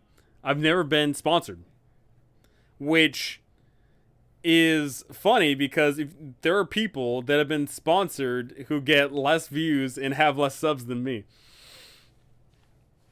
I've been approached like a few times for sponsorships, but they've either been for products that I don't like endorse, or they were trying to, do the whole thing of, oh yeah, we'll pay you an exposure kind of thing, or like whatever. So yeah, I've never been sponsored.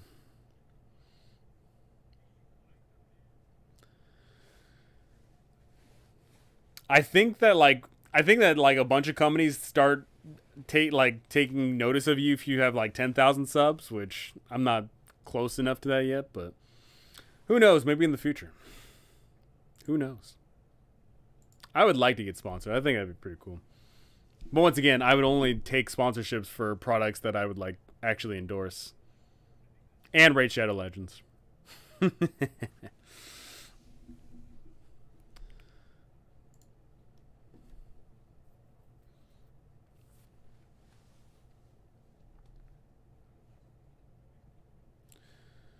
Oh, goodness gracious, people. I got through a lot of questions that were meaningful and whatnot, and I also looked at the new UA and spoke my piece about the new UA and its complexity, and, questioning if 5e needs more complexity. I'm personally in the camp that I don't think it needs more complexity.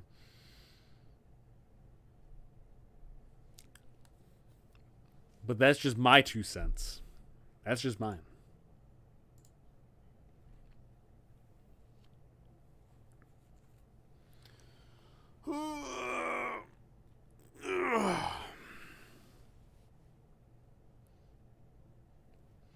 Now my dog is licking a pillow. I don't know how to feel about that. Once again, never had a dog. I don't know how to feel about these general observations. What does a dog licking a pillow mean?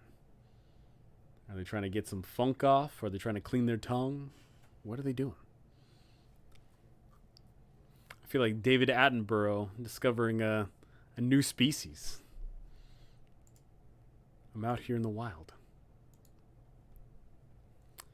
Thanks for the suggestions. Give the doggo a belly rub from me. Sure will, Mike. Sure will.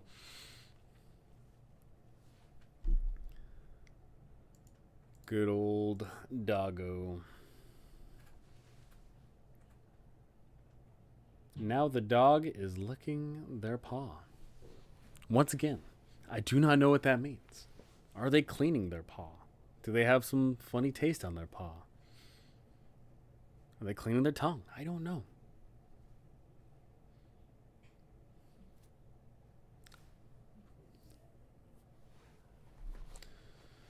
Oh, man. Yeah, so speaking of, for Dungeon Crawl Classics, it was just recently DCC Day, and you could have gone to a neighborhood store to get some free products, and I did. So I got a Quick Start Rules, which is really helpful for people that if you want to show up to the table and you don't want to bust out a 600-page tome, then these Quick Start Rules are really great. You just slap them down for people. It's got all of the basics for all your Dungeon Crawl Classics needs. And also, there was a whole bunch of different covers, but I took this cover because I just really love the van. It came with a new patron supplement. For those of you that don't know Dungeon Crawl Classics, when you basically offer yourself to a god, you get a whole bunch of new special abilities, but you also get some bonuses, but you also get some boons, banes and boons and all that. So this came out with a whole bunch of new ones, so that was pretty cool. It came with a first level adventure, Changes in the Dark, which I have read, and I highly endorse this. I cannot wait to run it. I think that is actually very well written, concise, and epic adventure. And it came with 2 level 2 adventures, one for Dungeon Crawl Classics and one for Mutant Crawl Classics. I have not read these adventures yet, but I cannot wait to. So wait, how long is this going on for? I think I'm going to end in 10, 15 minutes or so when people get done talking. Hope to join in on another game soon. Last time was super fun. Heck yeah. Thank you. It was a blast running for everyone. I had a really great time running games this week. Like I said, I ran the 4 games, and each adventure module was a blast. What was really great about running these adventures too was not only was it that I was running different adventures, but I also was running for different people, and I did have 2 or 3 people that were played for more than 2 sessions or more than 1 session. But the fact that I ran Sails in the Starless Sea, and then Danger in the Air, then Veiled Honest Queen, then Feast of the Goblin Witch, I had a great variety of adventure, and that was a blast. Each one of those 4 adventures does different adventuring themes well. And it was really great for me as a DM to have a really great palate cleanser. It was really great to show up and just have a great time. Have a good one. Enjoy the time with the dog. I will. Thank you, Edward. Thank you. I said the dog, and she looked at me, so she must recognize that word. I know dogs are. It's funny. I actually don't genuinely know that much about dogs. I've never had the dogs, but from what I can tell, dogs are like Pokemon in that they have a bank of words that they recognize, and they just associate word said with action. So when you say park, that means go to park, and when you say walk, that means go near the leash and whatnot. But it's my first time actually observing it up close, so it's a whole new take, this whole dog ownership thing. But only gonna have her for the week. I don't know if this is a test run to see if I actually want to have a dog or not, which is probably a good thing. I'm actually genuinely curious how many adults get a dog without actually knowing what it means to have a dog. Because, like, I know most people grow up and have, like, a family dog when they're a kid. Like, a lot of people do. I didn't. But I'm sure that would, like, at least, like, set the precedent of, like, you know, dog ownership. I basically just got cold clocked and said, hey, you got a dog. Make sure it doesn't die. Which so far I'm doing a pretty good job. I'm doing a great job making sure that dog is nice and alive.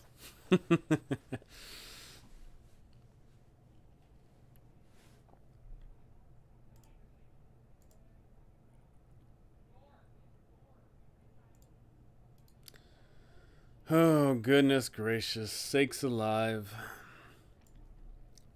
You know, my life would just be, like, so much easier in regards of, like, the whole YouTube career thing if I just had an editor. Because, like, for me, this is, like, all a one-man job. And there's just a lot to do in regards of, you know, producing the video and uploading it. It's a lot of work. If I could just have an editor to, like, split, you know, even, like, 30% of the work, I could do so much more. Because let me tell you, I hate editing. I really, really do. Editing just takes up a lot of time, and, you know, you got to do special things, and you got to watch yourself back again and again and again and again and again. And I hate that. But you got to do it. Otherwise, you don't get the videos. I mean, you could technically just not edit your videos, but edited videos typically have a higher degree of quality when you edit them. Go figure.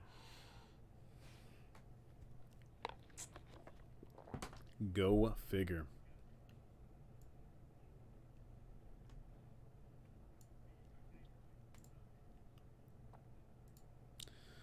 Alrighty. Well, I think that is going to wrap it up for me today. I answered a whole bunch of questions. I talked about the UA. I'm showing off when the next set of games are by tomorrow. I'll be doing all of that fun jazz. Don't lie, you love listening to yourself endlessly. One thing I'll say is there is a certain level of narcissism that you have to have if you edit your own videos. And it really sucks to say that, but I'm here to tell you that's the truth. Because most people, you know, only ever listen to themselves whenever they do, like, a school report or whatever. But when you have to constantly listen to yourself again and again and again and again and again, you have to be, like, you know, you have to be really, like, comfortable with yourself. So maybe it isn't necessarily narcissism, but you definitely have to be really, really, like, okay with yourself, you know? And I'm perfectly okay with listening to the videos again and again and again, but my God, the editing part, that's just the worst. Alrighty, so yeah, that's gonna do it for me today. I answered all the questions. I'm gonna be showing off more games soon. I'm gonna be running a whole bunch of things. Thank you so much for watching. Thank you so much for listening. Thank you to my amazing patrons who keep the lights on around here. I am pumping out content galore, or I'm trying to anyway. A whole bunch of content's gonna be coming out soon. And I can't wait to see what the future has to hold. So thank you so much for watching. Thanks for listening. And I cannot wait to see you all in the next one. See ya.